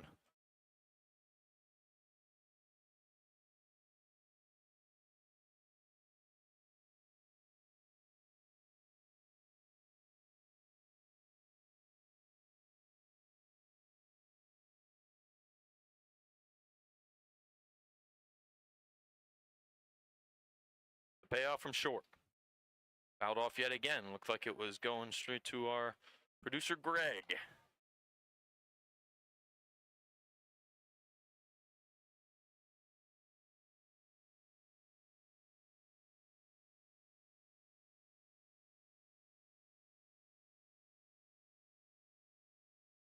Big moment here.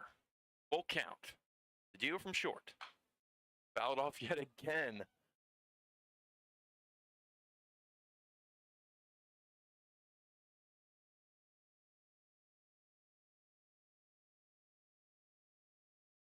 And Caleb Short's going to be out of energy by the time this at-bat finishes with all these spoiled balls. Compliments of Logan Duffy. Duffy. Big hack and a miss on an upstairs pitch. And that puts the Rebels 1 out closer to getting out of this big-time jam. What a clutch play from Short. Well, when you give the nod to somebody like that, you expect him to come in, and he delivers there in that moment. You expect him to make those big-time pitches on those big-time at-bats, and he does. Gets him chasing upstairs. Just a great baseball pitch right there in a big-time moment. Empty count. Uh-oh, that one's going to be trouble for the Rebels as it bounces, almost looked like off the plate, and Lopez Jr. could not grab it, and in comes Howell. He sneaks on home on a wild pitch.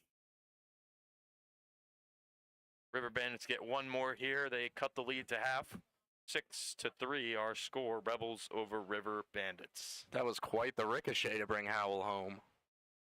That thing went really high up in the sky. There's the 1-0. Big swing and a miss. Almost swung out of his shoes there.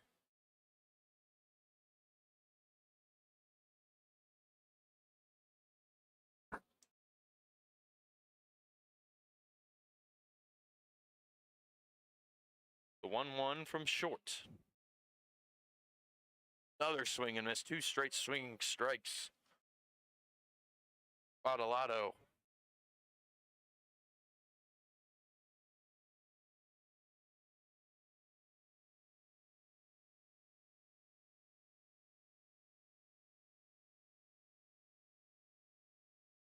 There's the 1-2 fouled off.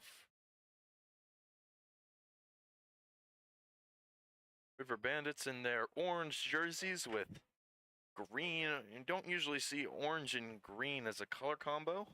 See it for Miami, however. Rebels in their classic blues. I believe I heard that the River Bandits originally wanted a darker green That's true. I never heard that. for this season. I believe so. Almost more of a copy of Miami's colors. But Exactly. the Looks shade was a like- bit too bright. It's like Miami out there. That last pitch skewed a little bit away from Lopez Jr., but he was able to glove it. That one's poked out to center. Banks running after it. It'll get down before he can get there, and 1 run will score, and 2 runs will score. It's a 1-run game now in Newmarket.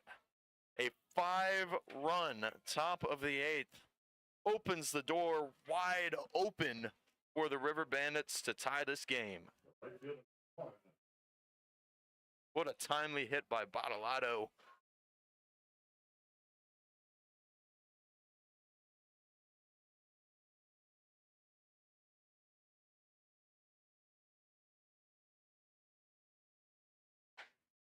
That one a big hack and a miss. This is nearly an identical situation for Short and the Rebels to their opening night game against Woodstock, where the Rebels, I believe, held a 6-2 lead, and then the River Bandits came back to make it 6-5, which was eventually the final score. We'll see what happens tonight. Really tough swing from Coda there. He was far behind that one. Probably wants to recollect after that. Now, very far behind in this count. Short. Really close. He paints the corner, much like Kenty was doing earlier in this game. Bob Ross style. 1-2 our count now. Another one in the same exact spot, and much to the disappointment of Newmarket fans, no. A lot of disappointment. You could almost see that Coda wanted that one. Yes.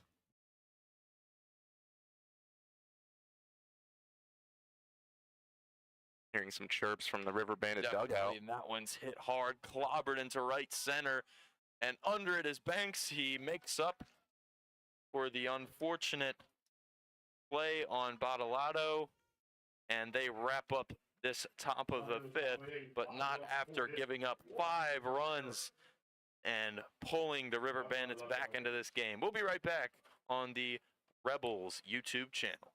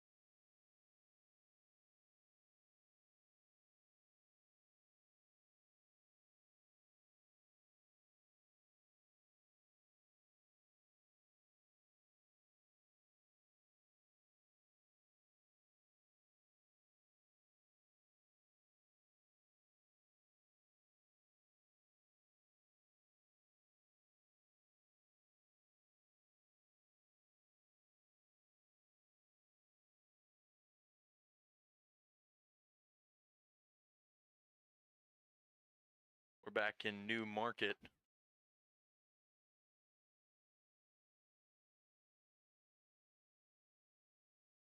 Murphy taking on the new pitcher, Nicholas George, for the River Bandits, and he sends that one just outside.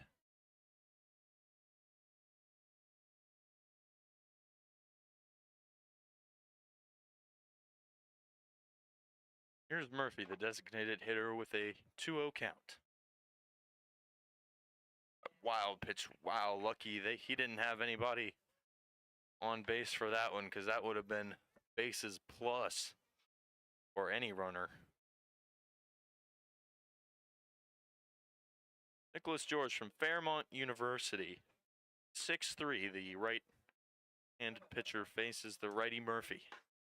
Another one high, and that'll be a 4-pitch walk.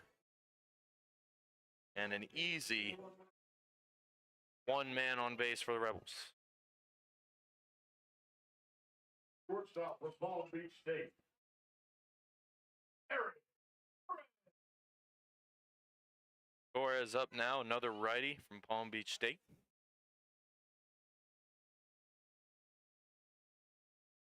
Shows bunt and jumps out of the way for a ball. Looked like Michael Jackson right there. It was quite the move. Always cool to see Michael Jackson. Old clips of him doing his thing. That's a wild pitch. That's 2 wild pitches and 2 at-bats. And like I said, bases for really any runner if you play baseball. And an easy 90 for Matt Murphy to get into scoring position for the Rebels.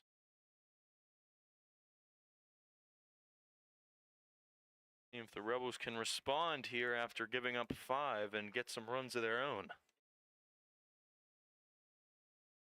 That is 6 straight balls for Woodstock pitcher.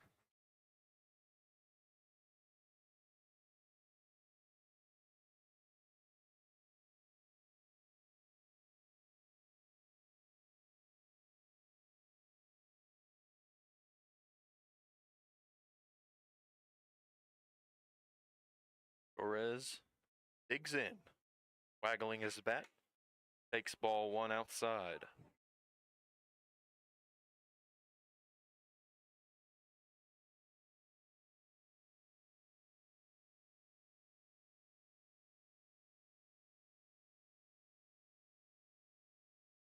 Rio our count. Another wild pitch, and it'll be an easy 90 for Torres and an easy advance for Murphy on a steal. And that is 3 wild pitches on 3 at-bats, and that'll usher out a pitching conference, and out comes a Woodstock coach. See if we get any action in the bullpen.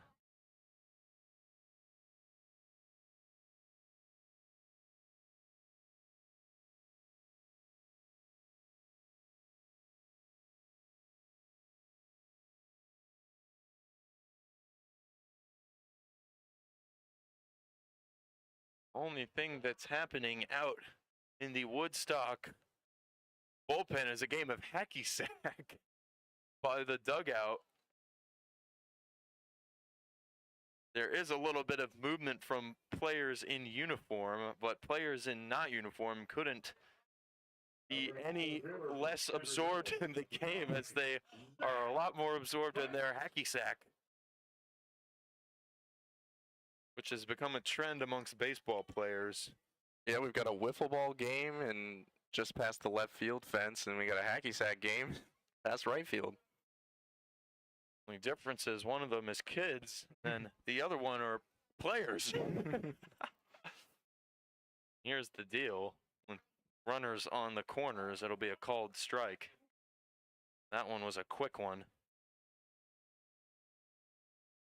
And after 2 straight walks, you get Zachary Banks at the plate, who's second on the Rebels with 13 walks. Unless he fouls that one back, that's a great stat. Banks certainly has a good eye. He was kind of the ringleader of those walking Rebels in the first couple of games, as he was the leadoff man for a lot of those games, and he certainly saw his fair share of balls. There's a pickoff attempt on Torres, but he's able to dive back in time. George looking to refocus here after giving up a couple softies.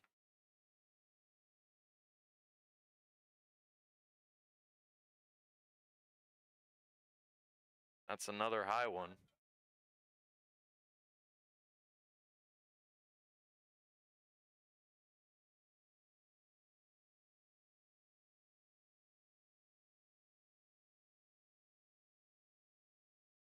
The 1-2 from George. Outside yet again, draws even on this count.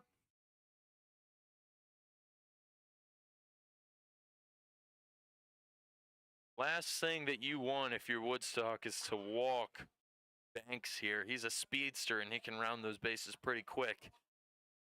Nobody gone, and not a walk, it's a plunk, and the bases are fully yammed here in Newmarket. Nobody gone.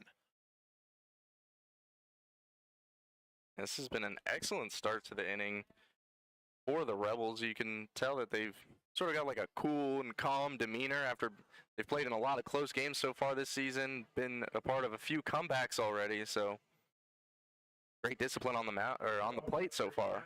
Let's get out our admission tickets. We're going to play ice cream once again. Another mound conference, and there looks to be an incoming change. 849. Number 15 is warming up for Woodstock in that right field bullpen. Bring it to the stand. You have won River Creek Ice Cream. Proud sponsor, Rebels Baseball. Now we wait to see the verdict on George. And yes, there is a change on the way. We'll be right back with the mystery man for Woodstock here on the Rebels YouTube channel.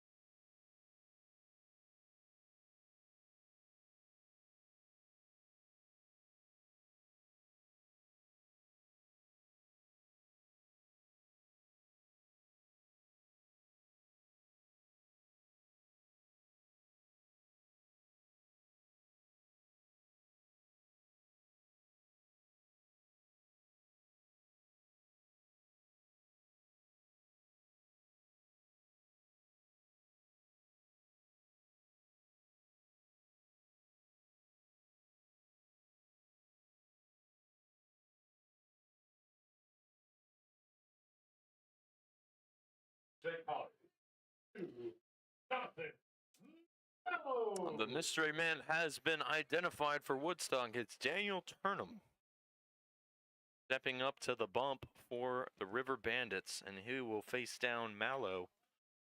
Oh, wow. Big contact there off of the catcher's mask, it appeared.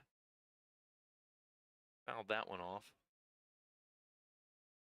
There have been a number of wild pitches and collisions like that involving catchers tonight for both teams. No catcher is safe for either team. Talk about being thrown to the fire. Loaded bases with nobody gone. We've seen that before in this game. Another foul ball there, 2 straight. And 0-2 is our count. John Mallow looking to put this game, wouldn't say out of reach because you can never say that in the Valley Baseball League, but far ahead. Let's just say that. Looking to put the Rebels far ahead in this one. Takes that one low. Looking to crawl and fight his way back into this count.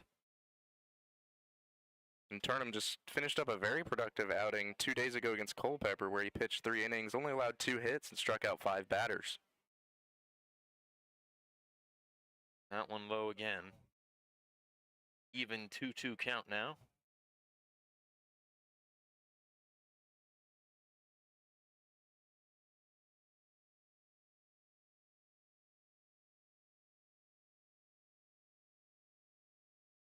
Here's the even count deal. It's inside and low yet again. And what was once an 0-2 count has now become a 3-2 full count. Not the sight that you want to see if you're a River Bandit. Payoff pitch. Big hack and a big miss from Mallow. That is just what the doctor ordered for the River Bandits. Solid start for Turnham to crawl his way back into that count. Yeah, what a pitch from Turnham. Couldn't get Mallow to chase and then goes right down Main Street for the K. Sometimes that's just all you got to do. Just go right down Main Street. Sometimes the batters don't expect it. That one is, again, down Main Street. Maybe a little bit on the inside, but a solid pitch in general to Murchison for the first strike.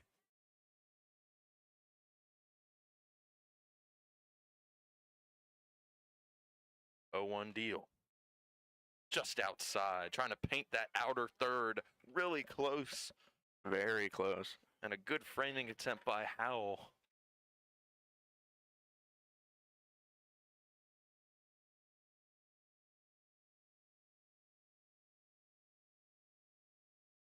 One count, way inside. Moving for it was Howell.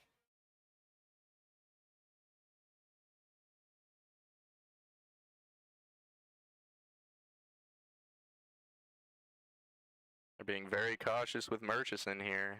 As we mentioned earlier in the broadcast, he's had some of his biggest hits of the season against this team. He has had some moonshots this season, and he's been a great hitter against the River Bandits. Takes a swinging strike there.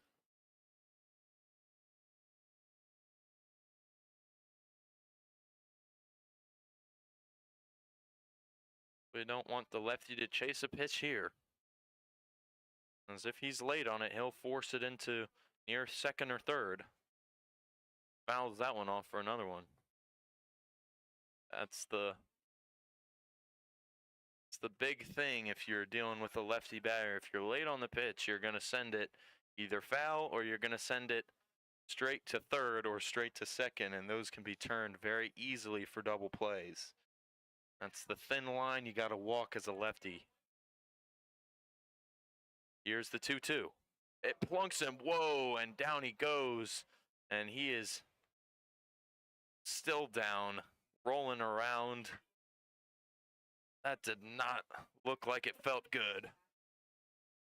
And he's still down. He's going to take a couple more minutes down. And here comes Coach Shepard and the athletics trainer. Yeah, he is not looking very good. We'll take a quick break. We'll be right back on the Rebels YouTube channel. Prayers up for Matt Murchison as he takes that one off the knee.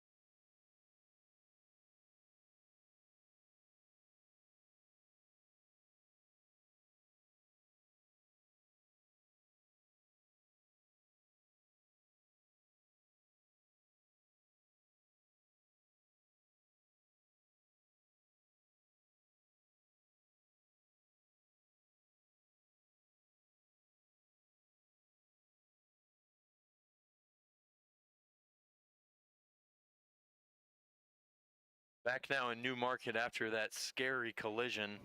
Ariel up now. He fouls that one off.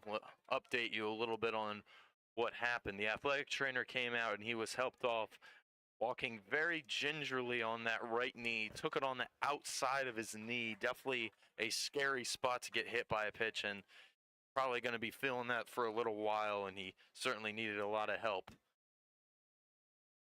Tyler Martin came in to pinch hit for him, and the pinch run, excuse me, was corrected very quick by the PA announcer. And one run came in off of that hit by pitch.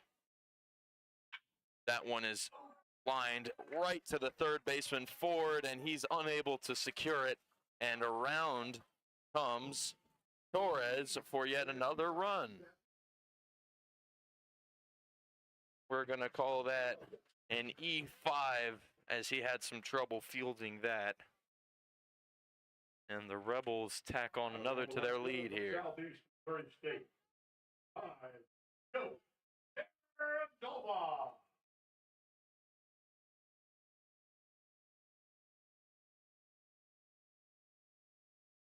Leading continues for Woodstock, with Terra Nova now stepping in, looking to add to the total.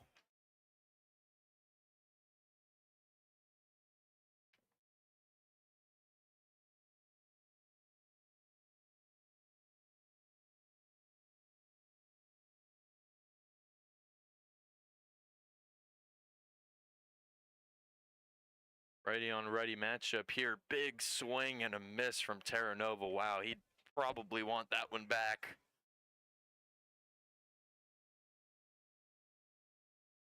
Oh, 2 our count now. Burnham looking strong here on this at bat.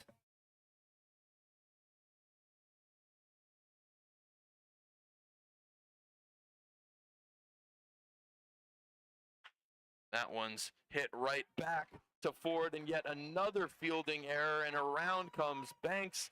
Around comes Tyler Martin, and 2 runs will be tacked on for the Rebels, and the onslaught continues.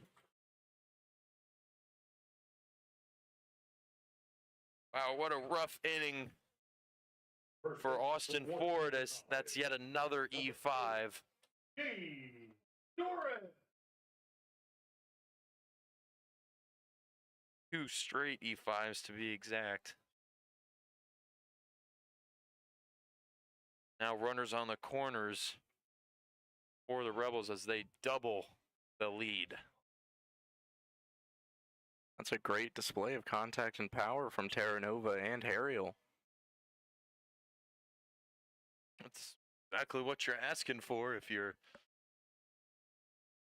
Coach Martin of the Rebels. Good contact, send it over to the third baseman.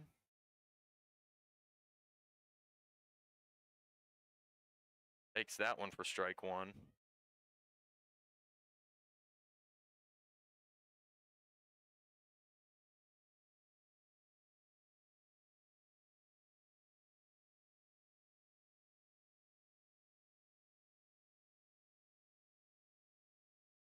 The 1-1 pitch.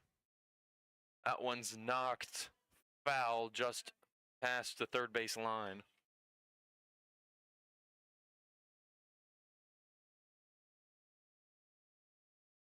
Like the ball almost bounced under the pavilion onto our dinner table. Oh, there you go. Long-standing tradition. Feed the Rebels after every single game. Their players and interns eat free.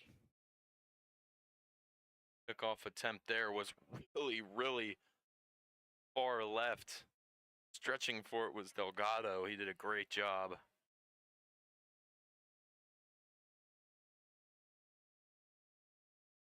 Doris steps in, the lefty digs in. Another one really close.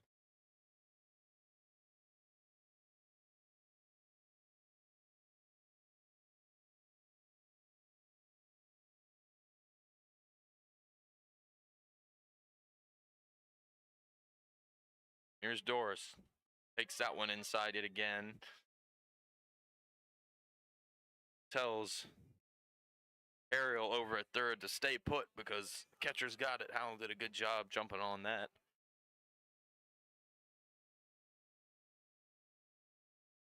Doris recollects. Wiggles the bat by his left ear with his white batting gloves. Runners free. That one's a bouncing ball. Gloved by Worth. Swung over to Delgado. But not before another run comes in for the Rebels. Ariel cruises home. And it is now 11-5. The onslaught, yet again, it continues.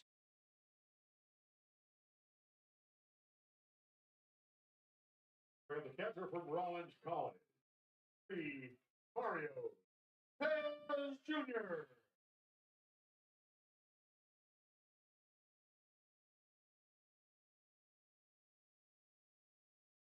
That is a sacrifice 4-3 for Gage Doris. And Lopez Jr. steps back in. Terranova now out at second.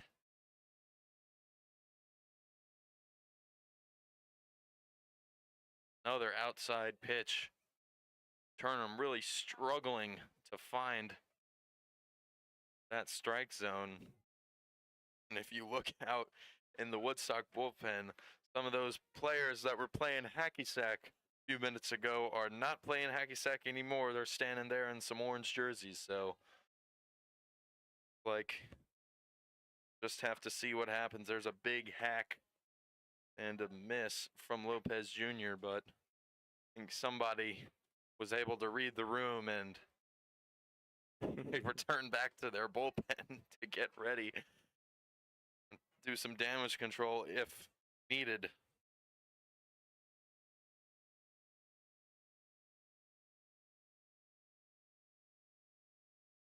Mario Lopez Jr. digs in and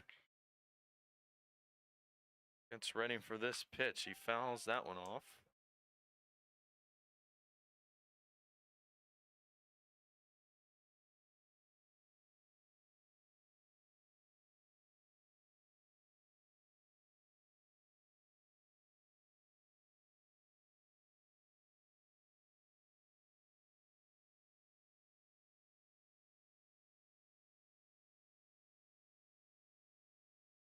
Another pitch sent high.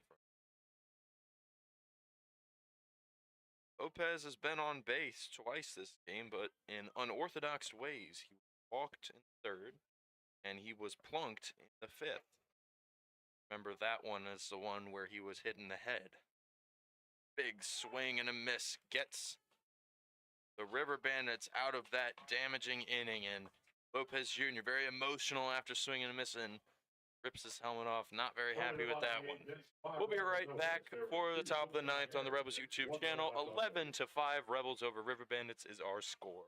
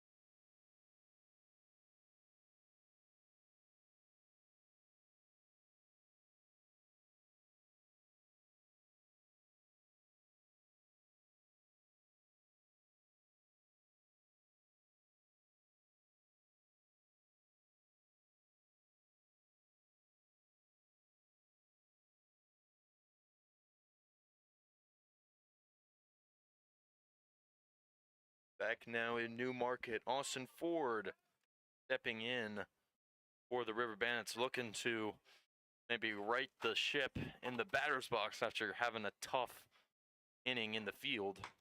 Picks that one outside. Good eye there from Ford. One of Ford's errors was taken off of the board and credited a hit to Newmarket. That is now 5 hits for the Rebels tonight. As he hits that one, pops it up to the first baseman Doris for an easy out. Rebels 2 outs away from securing this victory.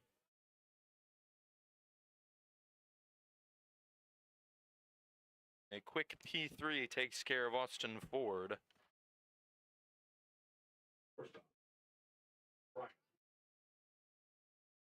A great adjustment by Short on the second time seeing Ford tonight. Of course, he had a very productive last at bat where he got the gutsy double.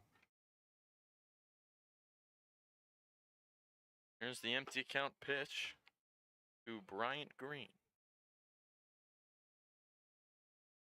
If you were to come up to me, excuse me, Brandon, before this game and say Woodstock would get 8 hits and Newmarket would get, that one was coming right to me. Wow, look at that. Yeah, that would have hit me square in the face. And Newmarket would get 5 hits. I would say that Woodstock must have blown Newmarket out of the water, but it's the exact opposite. It's 5-11 Rebels over River Bandits, and they only have 5 hits. That's insane.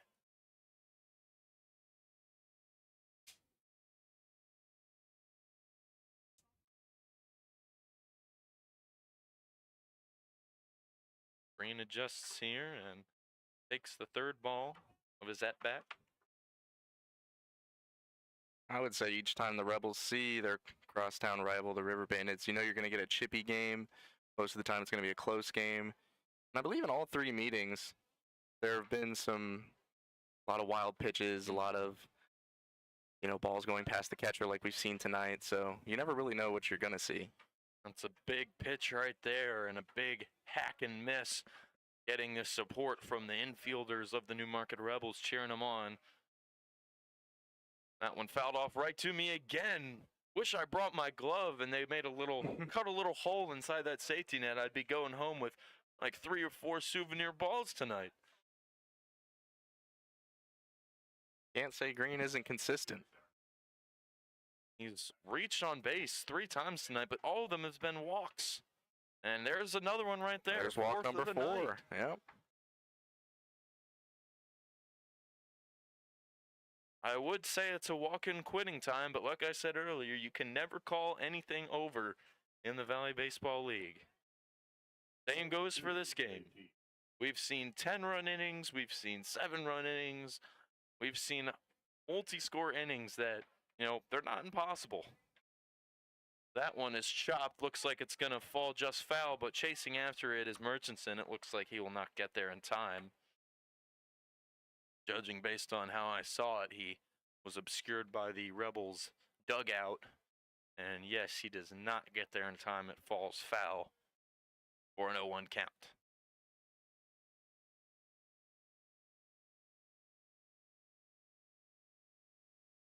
The 0-1, a big hack.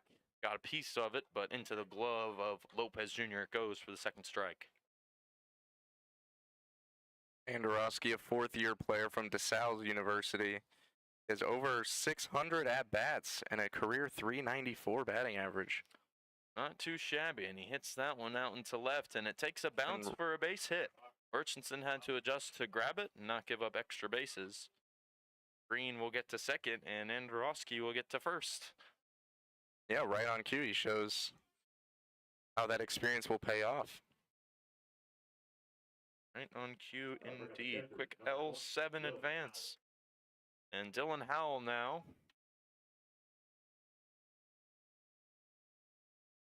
Had a nice hit out into right center.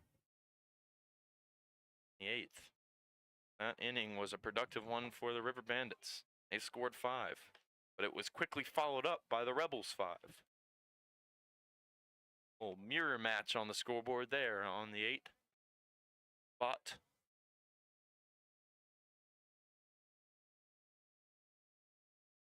Here's the deal. Big hack and a big miss. Howell takes a full 360 around the catcher and umpire and digs back in. Adjusts his helmet and his batting gloves. Holds his bat up. Short waiting in, deals it. And another big swing. And Howell whipping his head around in a little bit of frustration after taking 2 straight swinging strikes. Short, and the Rebels can taste it now. Ahead in this count with 1 gone already. Short sends it. Just outside, Lopez Jr. on it quickly.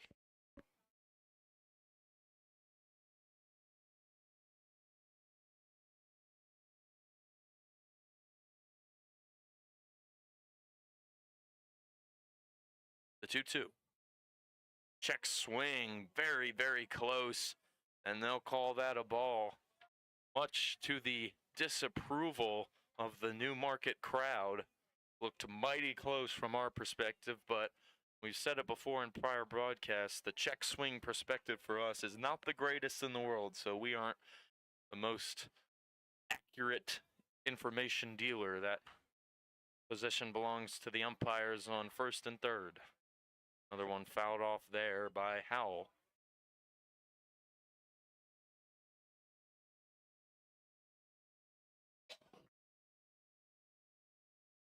Rebels bat boy slipped and fell there.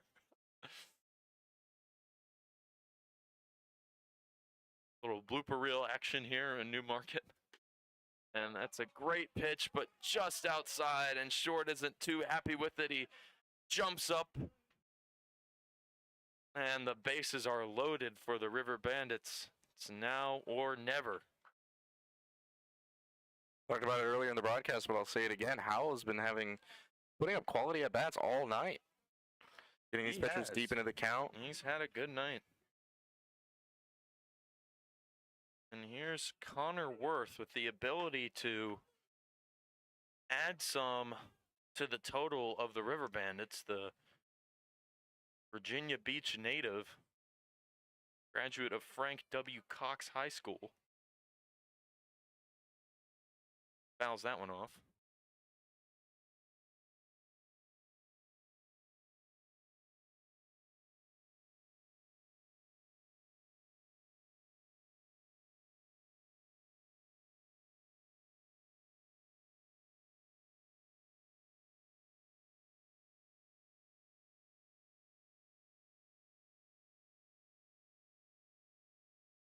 Worth takes that one.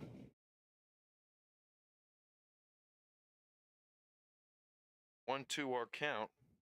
Bases fully juiced here with 1 gone. 1-2. Big hack, and that'll put Worth back into the dugout, and 1 out away for the Rebels. Now, that was a swinging strikeout from Connor Worth, a forward K.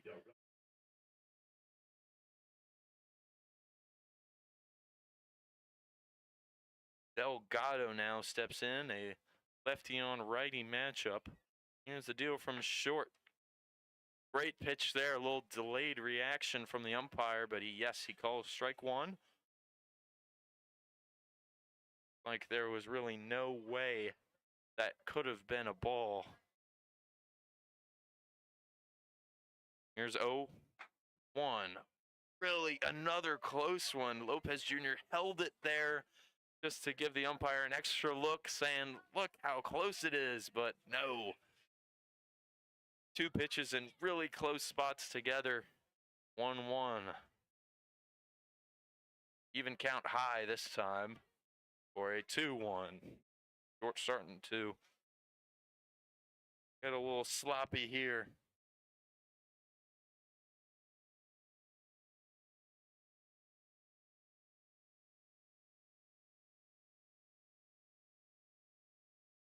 That's a really solid hit there. And 1 run scores for Woodstock, and here comes another. That is a solid L8 for Delgado.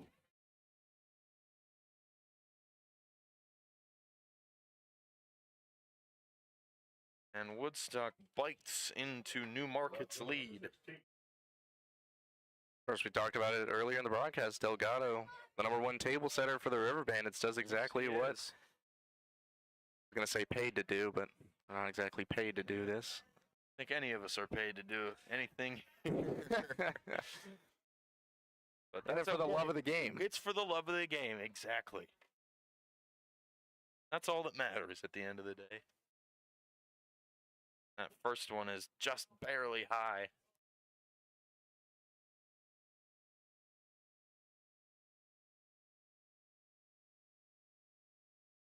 Four-run game now. Almost gonna step carefully. Got to get this last out. And that's a good step in the right direction. As a big swing and a miss there from Duffy.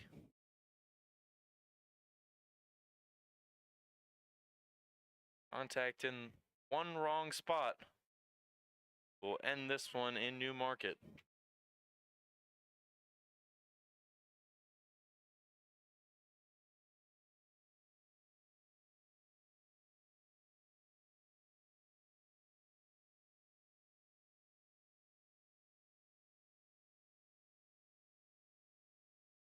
Duffy digs in here, one strike away, and it's going to be a base hit.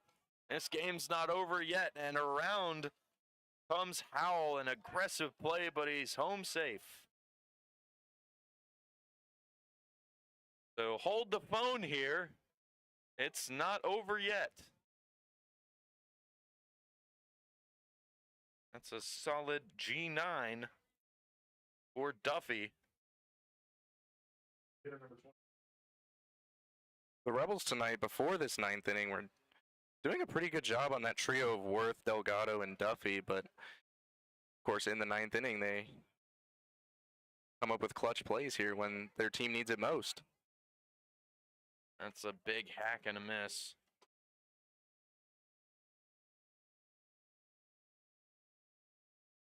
"11 hits now to Newmarket's 5. And it's a 3-run game. Big hack there. And the Rebels can taste it now. Short looking to close this one out with an 0-2 count in the driver's seat here.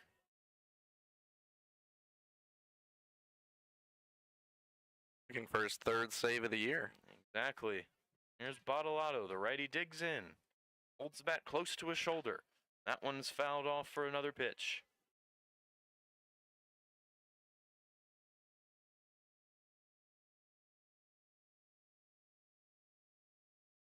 Kicked up a lot of dust with that contact right it there. did. Looks like a Thing looked like it was dust steaming. devil coming through Newmarket.